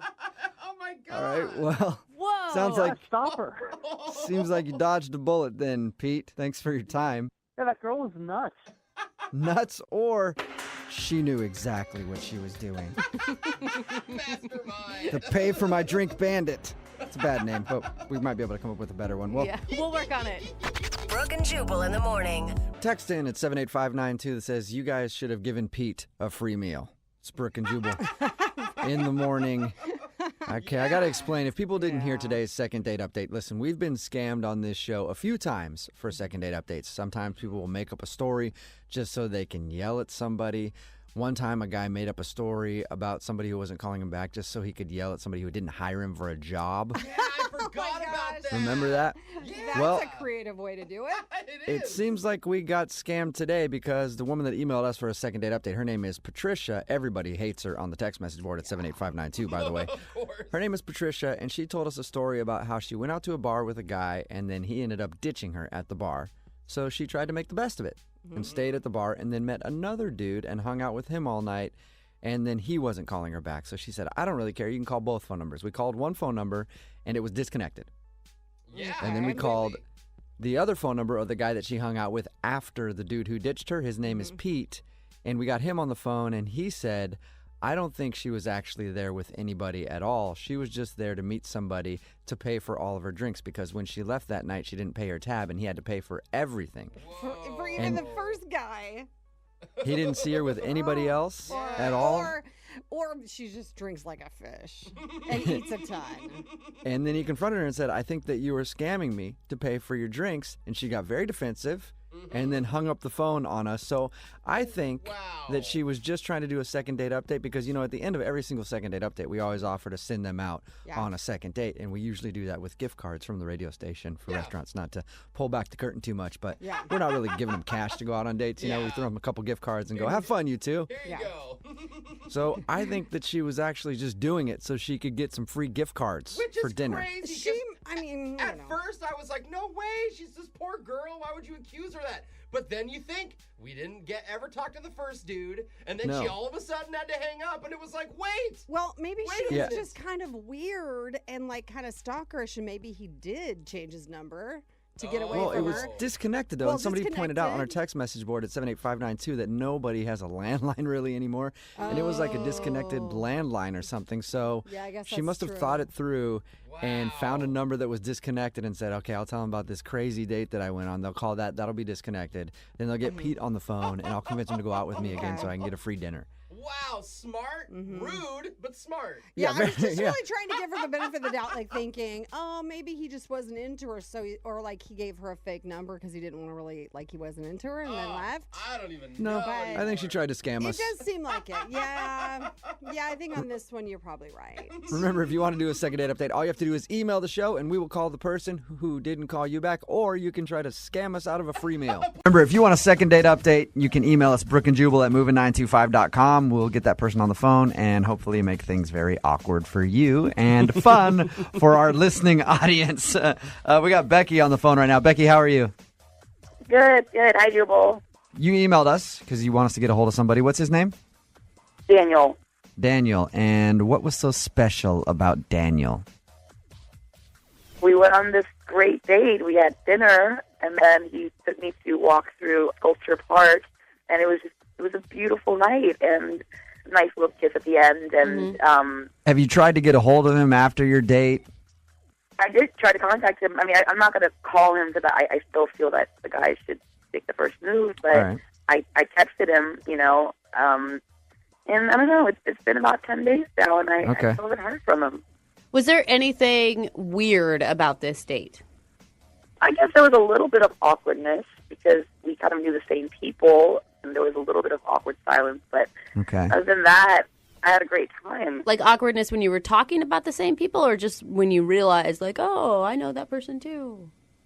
I didn't really press too much about it. There was moments of we know the same people, and then he got a little quiet. But I don't want to say that you're not explaining the awkwardness very well, but it's intriguing me to know what you mean by that. I'm hoping that we can get an answer from Daniel. All right, we're going to call him right after this. Are you ready to hear whatever he has to say? Yes. Okay. Yes.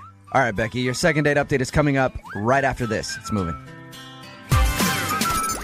92.5. Brooke and Jubal in the mornings. Second date update. Every Monday, Wednesday, and Friday, we do the second date updates at this time. We got Becky on the phone. Becky emailed us about a guy named Daniel she went on a date with. They went out and had a good time. In her words, it got awkward when they talked about some people that they both knew. I still don't really understand what that means, but hopefully we're going to find out when we call Daniel right now. Becky, you ready to give Daniel a call and ask him why he hasn't called you back? Yes. I'm just nervous. Okay. Understandable.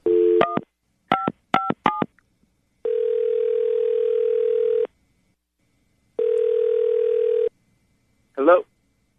Daniel, what's up, dude? This is Jubal from Brooke and Jubal in the morning. I'm moving 92.5. Okay. I'm calling about someone that you and I both know. Her name is Becky. I like to call her the Beckster. I like to call her the Beckinator. Her name is Becky. You went on a date with her, and you haven't responded to her texts saying that she enjoyed the date or anything else, or called her. Yes, because I don't want to go on a second date with her. All right, that's pretty cut and dry. Dude, Daniel. You apparently have a good reason. Yeah. Okay. So tell us why. Tell us why you don't want to go on a second date with her. Well, somehow the subject of my ex came up, her being in retail or whatever, Okay. and she just like immediately was like, "Oh yeah, she works at Nordstrom's, right?" Right. I mean, I had definitely never told her that, and it was the first time we'd ever met. I had no idea how she would know something like that, and it kind of freaked me out. Oh, all right. Weird. And so we were set up actually by a coworker. I told him about it, and I was like, "How could she possibly know something like this?" And he admitted to me she looked me up on Facebook before the date. Okay. All right. That's normal behavior. Not so much, because she like went through all my old photos and like she looked at my ex-girlfriend's Facebook and started looking through all her stuff. Do you have like a bunch of pictures of her on your Facebook page? Like, was it obvious that this was your ex-girlfriend? No, I don't think it's obvious. There's a couple. I mean, she obviously did like serious research. Right. Can Becky? I come in here for a second? Yeah, go ahead. Becky's on the phone with us right now, Daniel. Oh, fantastic. You don't wait.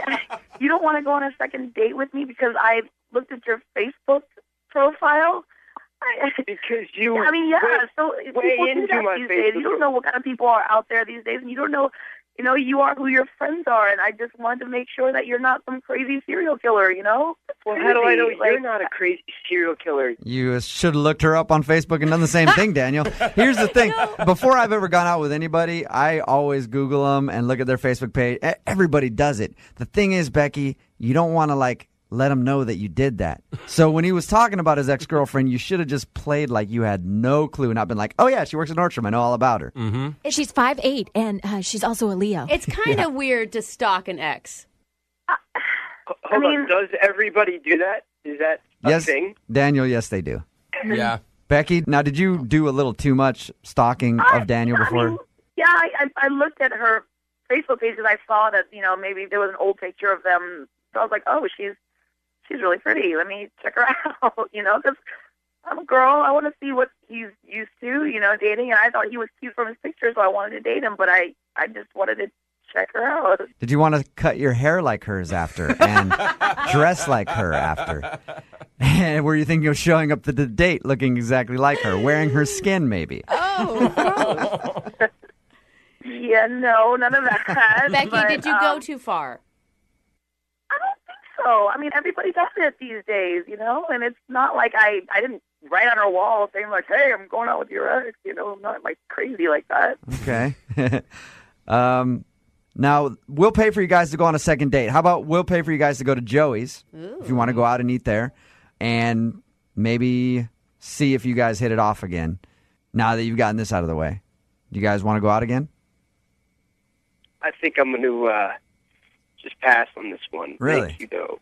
You don't even know me, you know, you didn't even, just because of some act that I Becky's you like, don't I know me. every little thing about you, Daniel. You don't know me at all. You haven't done your research. Brooke and Jubal in the morning. The email that we got for today's second date update is a different one than we've ever seen. Why is that? Because for the first time ever, we have a guy who wrote in to say that the girl is calling him back for a second date, but he doesn't want to answer. What? Oh, Yeah. What? Travis is on the phone right now. Travis, man, how are you? I'm good. How you doing? Good. It sounds like you don't need our help to get a second date if she's calling you. Well, maybe not to get a second date, but just to sort of clear something up. All right. I'm so confused right now. First of all, tell us about the girl and how your date went and everything else. Basically, my buddy and I were downtown, and we noticed that there was a big group of people walking into this hotel. Okay. So we followed them in there because it looked like they were a fun group. We had a few drinks, and it ended up that we sort of inadvertently crashed this wedding. It was a massive wedding, and so we just sort of snuck in behind everybody else. And I met Christine, you know, on the dance floor. She was Okay. the first one out there. I thought she was super cute. We had a really good conversation. End of the night, we were sort of like making out. We exchanged phone numbers, and I guess I'm kind of in a bind right now because she keeps on calling me. But the problem is that I told her that I was second cousins with the groom, and Okay. I feel like I've started this whatever it might be, relationship, whatever, off on the wrong foot, and I've lied to her. So you're like trying to figure out how to answer the phone and tell her that you crashed a wedding and lied to her because you actually like her. Yeah, exactly. I mean, it would be nice maybe if someone could, sort of help me out and try to broker the deal on my behalf, if you know what I'm saying. What there's so many questions in my head right now. How do you think a girl would react when you tell them that you will have lied to them from the get-go? Have you done this before? No, no. And that's why I feel bad about this, because if she was just some girl that I ended up dancing with and chatting with, that's one thing. But we actually had a really awesome chemistry. And so I don't want her to think that I'm the type of person who crashes weddings every single weekend and, meets different girls all the time. Like, it was a genuine connection, and I guess I worry that she's going to think that I'm a liar and I guess maybe deceptive. What if you just stuck with it? And said you're a second cousin? Like, even you meet the groom one day, you're like, yeah, dude, we're cousins. You don't know that? Well, nice to see that you care about family. Wink. Yeah, just stay with it. That'd be my advice. Jubal, that's horrible. Travis, does she strike you as the type of person that would have a good sense of humor if you were to just kind of play it off as a joke or something lighthearted? I mean, she has a good sense of humor, but she was a bridesmaid, so I guess it was one of her best friends, and so it's maybe a little bit too close to home, It's like I crashed one of her best friend's weddings, and I think that's kind of a jerk thing to do, you know? Open bar, and me and my buddy are sitting there just like having a good time on their dime. Yeah. Right. I think it's awesome. I think you did a great thing. Jubal's impressed. No. I enjoyed myself, don't get me wrong, but yeah. Dude, weddings are expensive. I've had my own, and I would be pissed. How many times did this girl call you?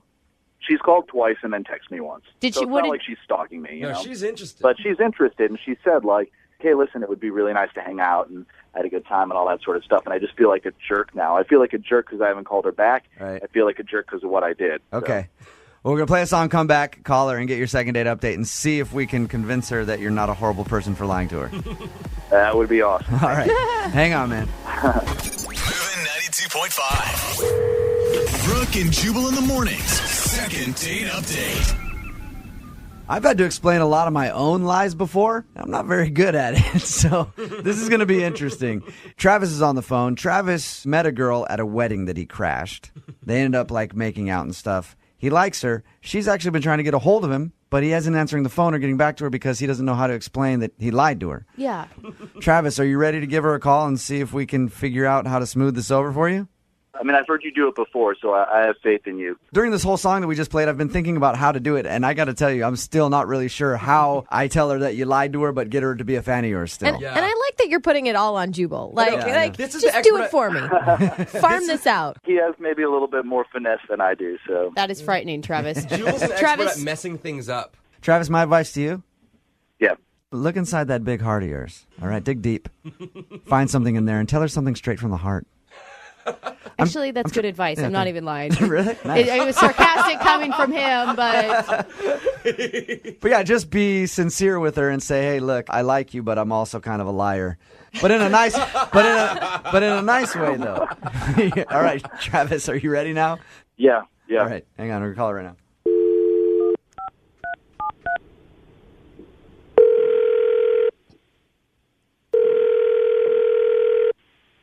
Hello? Hi, is this Christine? Yes? Christine, how are you? This is Jubal from Brooke and Jubal in the morning on the radio station Moving 92.5. Oh, hello. How's it going? Good. How are you? Pretty good. Do you have a few minutes to talk with us? I guess so. What is this about? You recently met a friend of mine. His name is Travis. Oh, okay. The guy that you met at the wedding? Yes. Yeah. Well, I wanted to call and talk to you about him for a second. Okay. When you met him at the wedding, did you like him? You think he was a cool guy? Yeah. Well, Travis isn't exactly the same person who you met at the wedding. Okay. I would tell you this, though, before I tell you what I'm about to tell you. He's an awesome dude. He's a nice guy. He was really into you. I guess that's good to hear. Okay. You're scaring me here. He's scaring me. Well, it's really not that big of a deal.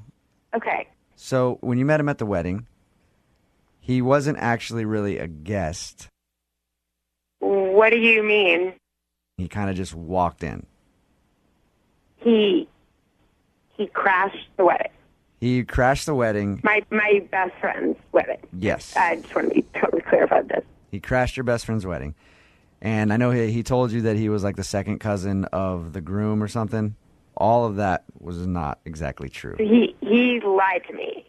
Yeah. All of that was, everything was totally fake. No, not everything. No. The fact that he likes you and wants to get to know you and thinks you're an awesome person, that was all real. That's what he's told us. I'm sorry. You know what? I don't like this. This is really uncomfortable. I have to go. No. Don't hang up. This is Brooke too. Oh, she hung up. Are you there? Oh no. She hung up. Oh, All right. wait. Can I try to talk to her? She's mad. Travis. Yes. So this is going to be a little rougher than I thought. Wow. Sounds like she's not happy that you crashed her best friend's wedding. Yeah, I figured that was a possibility, but Yeah. All right. Well, you want to try to get her back on the phone, see if we can talk to her some more? I mean, I don't want to make her uncomfortable, but yeah, maybe if Brooke wants to try, that might be a little bit better. Yeah, you kind of set it up, Jubal, like it was really dramatic. No, that was what I wanted to Like- do, though. I wanted her to think like something terrible was going to happen, and then it's just like, oh, he just lied about crashing the wedding. Yeah. You see what I mean? Travis is not actually a woman. He just Yeah. lied about this one little See? thing. Boom. Then you're thankful. You're like, oh, thank God he's not a woman. I can get past the wedding thing. You see where I was trying to go with that now. Apparently, it didn't work. I think there's a part of her that does really like him, though. When she first answered the phone, she was so, like, beaming. We got this. We got this. You got this, Brooke. Let's do this. Out here. What's her name again? Yeah, you're going to be real man. effective. She's supposed to be your Hey, best what's friend her right face? now, Hey, Brooke. chick. Christine, Girl, jeez. listen. It's Christine. Oh. We got All right, Brooke, you can try. Okay. Yes? Hey, Christine. This is Brooke from Brooke and Jubal in the morning. I know you just got kind of upset and you're a little mad at us right now and maybe mad at Travis. Yes?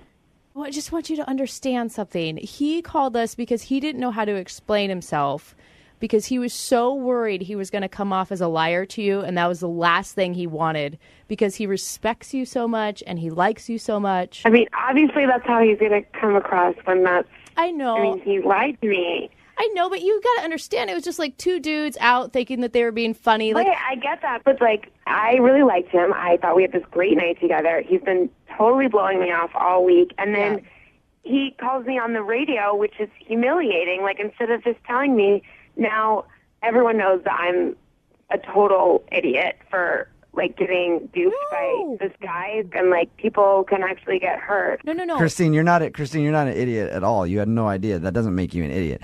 Will you allow him a couple minutes to state his case and try to convince you that he's not a terrible person? Fine. Yes. Now I should probably tell you that he's on the phone. Travis is on the other line right now. Travis, say hi to Christine. Hey, Christine, how are you? I was doing better until about 10 minutes ago. I don't want you to think that I was trying to make fun of you by doing this. It was just me and my buddy, and we were just there. It was a joke, and then what happened was really awesome, meeting you, and that was all completely genuine, and I didn't know how to tell you in the moment, like, oh, listen, I'm actually just crashing this wedding because I knew it was a special event for you. So I guess the bottom line is that I really did think you were, and I still do think you're a really awesome person, and I would be more than happy to prove to you, I guess, that I'm a genuine good guy, because I am. I mean, I appreciate you saying that.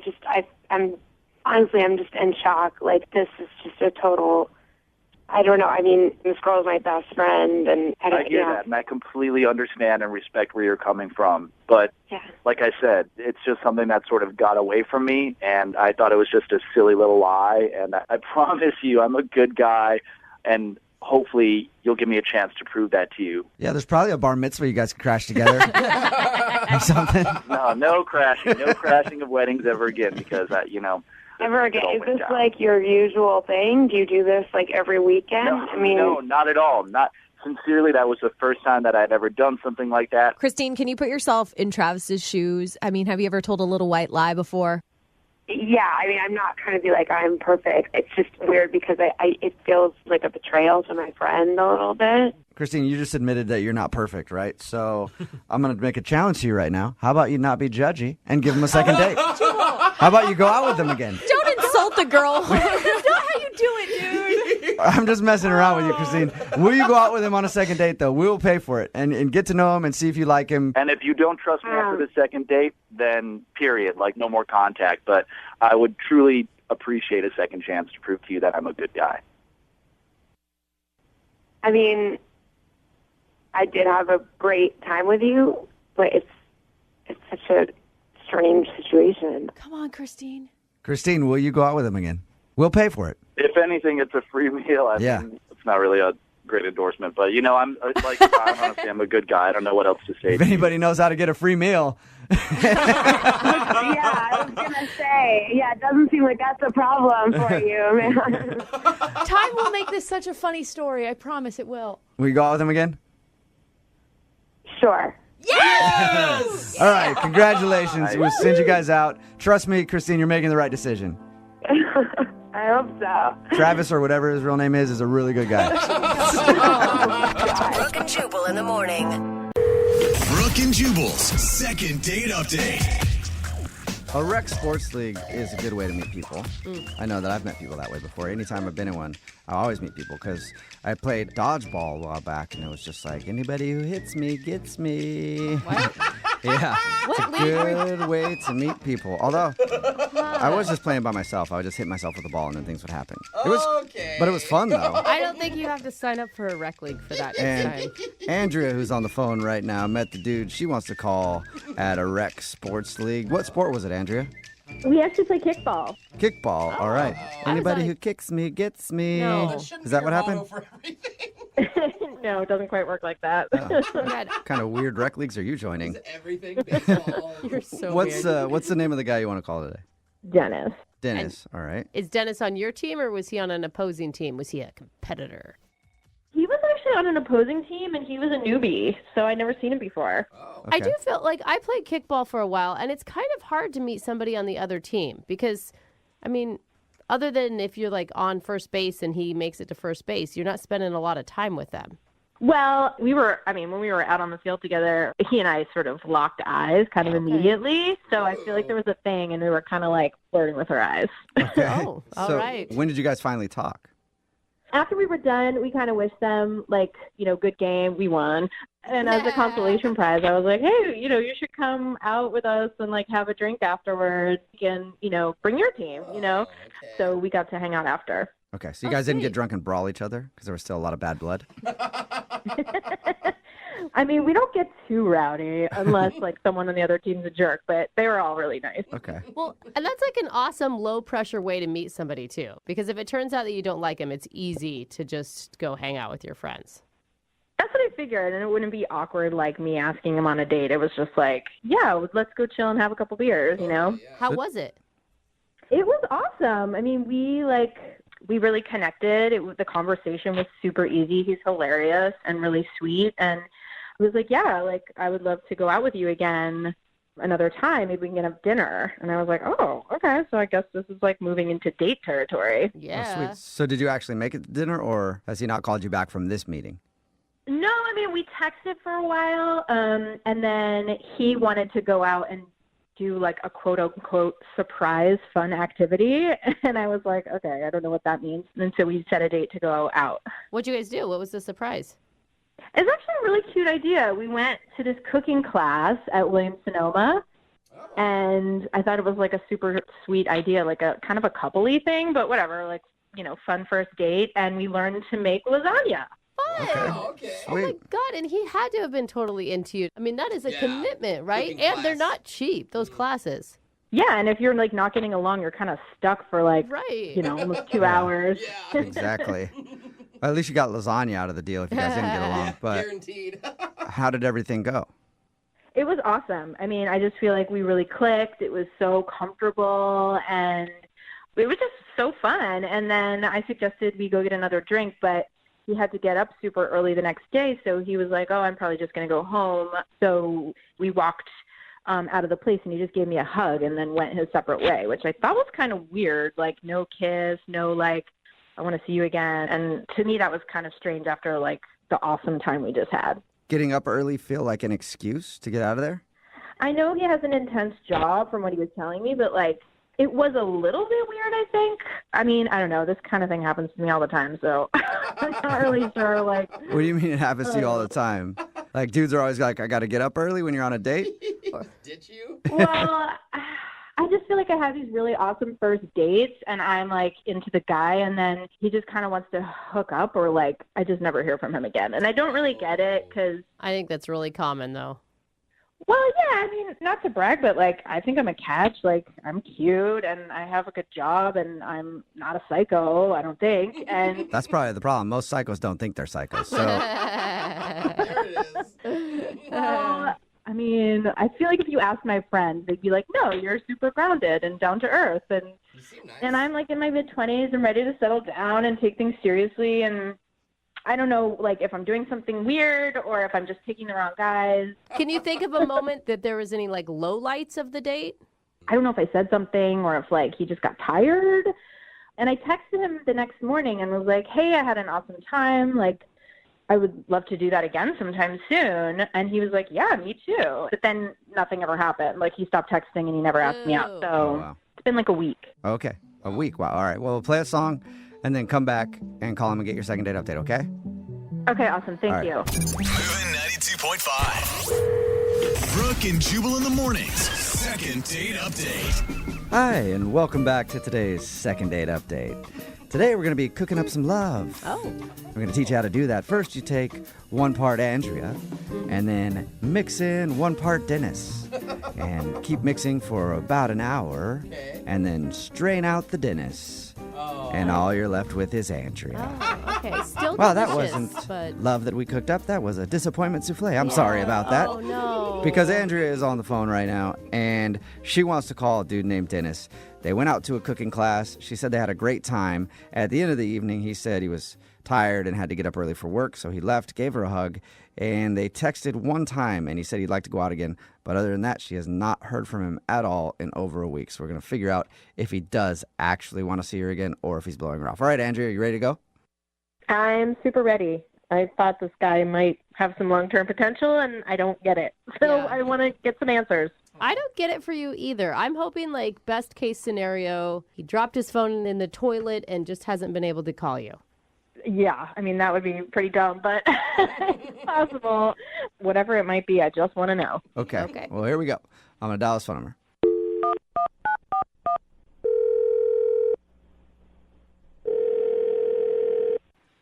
Hello? Hi, I'm looking for Dennis. This is him. Dennis, how are you, man? This is Jubal from Brooke and Jubal in the morning. I'm doing well. Who is this? Are you Dennis from the kickball team? I might be, depending on who's asking. Well, I'm asking actually on behalf of somebody who listens to our show. Okay. Yes, I am Dennis from the kickball team. Sweet. Well, Dennis from the kickball team, I'm calling you today because we do a segment on our show called the Second Date Update. That's where if you go out on a date with somebody and then end up not calling them back, they can email us to get you on the phone and ask what happened. And Andrea from the other kickball team, and then also from going to a cooking class with you, is... Oh, okay. So this is about Andrea. Yeah, that's why I said it. Oh, okay. Sorry, I'm just trying to know what's going on. Okay. It's all good. I know it's confusing. But yeah, Andrea emailed us because she said that you guys went out on a date and she liked you a lot, but you've kind of been blowing her off. Yeah, I guess you could look at it like that. Were you meaning to get back to her and you just haven't had a chance to? Because she said the last thing you texted her is like, yeah, let's go out again, and then nothing. To be honest, I kind of just said that. Why? So you didn't want to see her again? No, it's not. Okay, I don't really know how to explain this. So I knew her from, like, playing her in kickball. She told us that part. Yeah. So when you're playing kickball, like, you look completely different. Like, I was in shorts, everyone's sweaty, everyone's hair is up. Everyone is not their best look. Right. So shouldn't that be a good thing if you find somebody on the opposite team that you're still attracted to when they're not, like, all made up? Okay, but she looked fine. I mean, like, she's great looking. But then when she shows up to the date, she looks immaculate. Like, if she was a 7 or 8 on the field, she was like a 15. Wow. So she, Oh, I get it. So you don't want to call her back because she's incredibly attractive. That makes perfect sense. Well, first of all, I was like way more incredibly nervous because I'm a very insecure person. okay, I guess you know that about yourself, so that's Yeah, you're secure good. enough to know that you're insecure. Yeah. You're that self-aware. What's made even worse was, okay, so we go to the cooking class, and I'm like, okay, you're going to mess this up, don't mess this up. I'm like kind of not petrified, but close to it. And I'm looking around, and I'm seeing all of these guys are like staring at her. So I'm kind of like, we kept dating or whatever. I'd be like, okay, so who's on your phone? Who are you texting? Like, I don't want to be that dude. So wait, you're selling yourself right now, Dennis, as an insecure, jealous guy. I mean, it's not something I would put on my resume, but yes. Wow. I mean, that's actually impressive that you're honest. But Yeah. what made matters worse was that she was like, we're just like talking about like past jobs that we had as we're like making lasagna. And she goes, oh yeah, no, I used to be a fashion model. Like, it was just like it was a casual thing. Like, yeah, I used to work for Barnum and Bailey's. Like, I used to be, one of the tightrope walkers, And I know that if we were dating, I would be completely jealous, and that would literally keep me up at night. Oh my God, I want to slap some confidence into you. I'm not gonna lie, it is kind of weird, but good for you, Dennis, for being like aware enough to know that it's gonna be hard to date her because you're gonna be jealous all the time. It's like, I just don't like the way that it makes me feel of being a jealous guy. You know what I mean? But it's not about the way other people feel about her. It's all about you and the way you feel about yourself because you don't feel worthy enough to date her. You don't think that she would choose you. I am confident enough to date her. It would just make me a more jealous guy of all the people that would want to date her as well. What you're saying is you wouldn't want to date her because whenever she's out, you'd be thinking about other dudes hitting on her. And then if you dated somebody who you think is less attractive to other people, you'd probably be less of a head case. Is that right? Right. So I wouldn't be worried about all of these people that want to be with her. So you try to look for someone who you think nobody would want to hit on in order to be happy in a relationship. That's what you need. That would be great. That would actually work out for me. I mean, I can respect the honesty. I mean, you're not getting into a relationship with someone and then you're going to be jealous and then you're going to ruin both your time and her time. I mean, nobody wants to be with a jealous person. I'm sure Andrea doesn't. Actually, you know what, Dennis? Let's ask Andrea because she's actually on the other line listening to this conversation. So, wait, what? Yeah, she's on the phone. So it'd be good to get her to weigh in on this. You there, Andrea? Yes, I am. Hello there, Dennis. Hi, Andrea. Okay, you should have told me that you were there before. Okay. I've never heard anything like this before. Like, what? I don't know if... Dude, can anybody kind of I see what I'm mean, talking about? I don't know whether to laugh at you or feel bad for you or feel disgusted by you. Like, I think I feel all three things in one. I'm with you on that one. Well, so you feel all of those things because I was honest? Okay, Completely honest. you are what's wrong with guys. You put so much value on looks, and why are you like a little boy who is scared to have an attractive girlfriend? Like, you should be proud. No, I'm not. And if Here, you can't let be, me be sorry, honest. Dennis. Let me finish talking. At least let me say two things before you dominate the conversation. You Well, this can't is be what Congress confident said. and jealous at the same time. Okay, it's true. That's not possible. Okay, are you finished? Yes. Thanks for asking. You're so welcome. I'm glad this has been such a lovely discourse between me and you. No, you're telling me that you don't get hit on a lot? What's the problem with that? It's not like I'm going to go sleep with every guy. I'm not a dude. If I like you, I'm going to date you. I thought your self-deprecating humor was kind of charming, and now I'm realizing like I seriously just dodged a bullet. You're kind of pathetic, dude. I mean, Well, I'm the pathetic one who called into a radio station because they couldn't get... Man, this is good. I don't even want to interrupt this. You guys are good at arguing with each other. now the woman that's too hot is pathetic? Honestly, though, like, it's so sad that guys just can't tell you the truth up front. I have to go call Why does it have to be a difference between guys and girls? Give me a break. I'm not the one who called and was like, I want another day with this person. I'm really glad that this all happened because you saved me from a giant, horrible, disgusting mistake. Well, hold on, Andrea. You don't know yet. Andrea, you don't know yet for sure. Dennis, would you like to go on a second date with Andrea? We'll pay for it. Why not? She was very attractive. I'm kidding. No, I would not want to. Shocker. Wow. You know what? I would take a date with somebody else, though, a good guy who has some confidence and isn't scared to date a powerful woman. That's what I would like. Okay. You're the one who called the radio station. You don't get to be like, well, yeah, you really saved me. Gospel. Yeah, okay. Just do that and shut up. You just told me to shut up? Yes, I did. I just told you to shut up. Tell me more about the difference You just want a woman you can dominate and control, and you are terrifying. You're like a sociopath. Hey, both you guys. Wow. Normally when we do these things, like someone on the phone usually is like, "Are we done now?" And I have to ask both of you because now both of you guys are in control. Are we done? Can we finish this thing? Yeah, I have nothing more to say. Okay. Yeah, I think it's pretty clear, like, the problem with the situation, and it is clearly Dennis. Okay. Okay. I think that means we're done. You guys can text each other after this. Yeah, you guys can figure it out. I don't know. Lost control of this thing somehow, but you guys aren't going out again, right? I just want to be clear on that. No! Okay, got you. Thank you. See you later. Brooke and Jubal in the morning. Every dude listening right now is texting in at 78592, and they're wanting a date with Andrea from the second date update. It's Brooke and Jubal in the morning. If you missed it, Andrea wanted to call this dude named Dennis.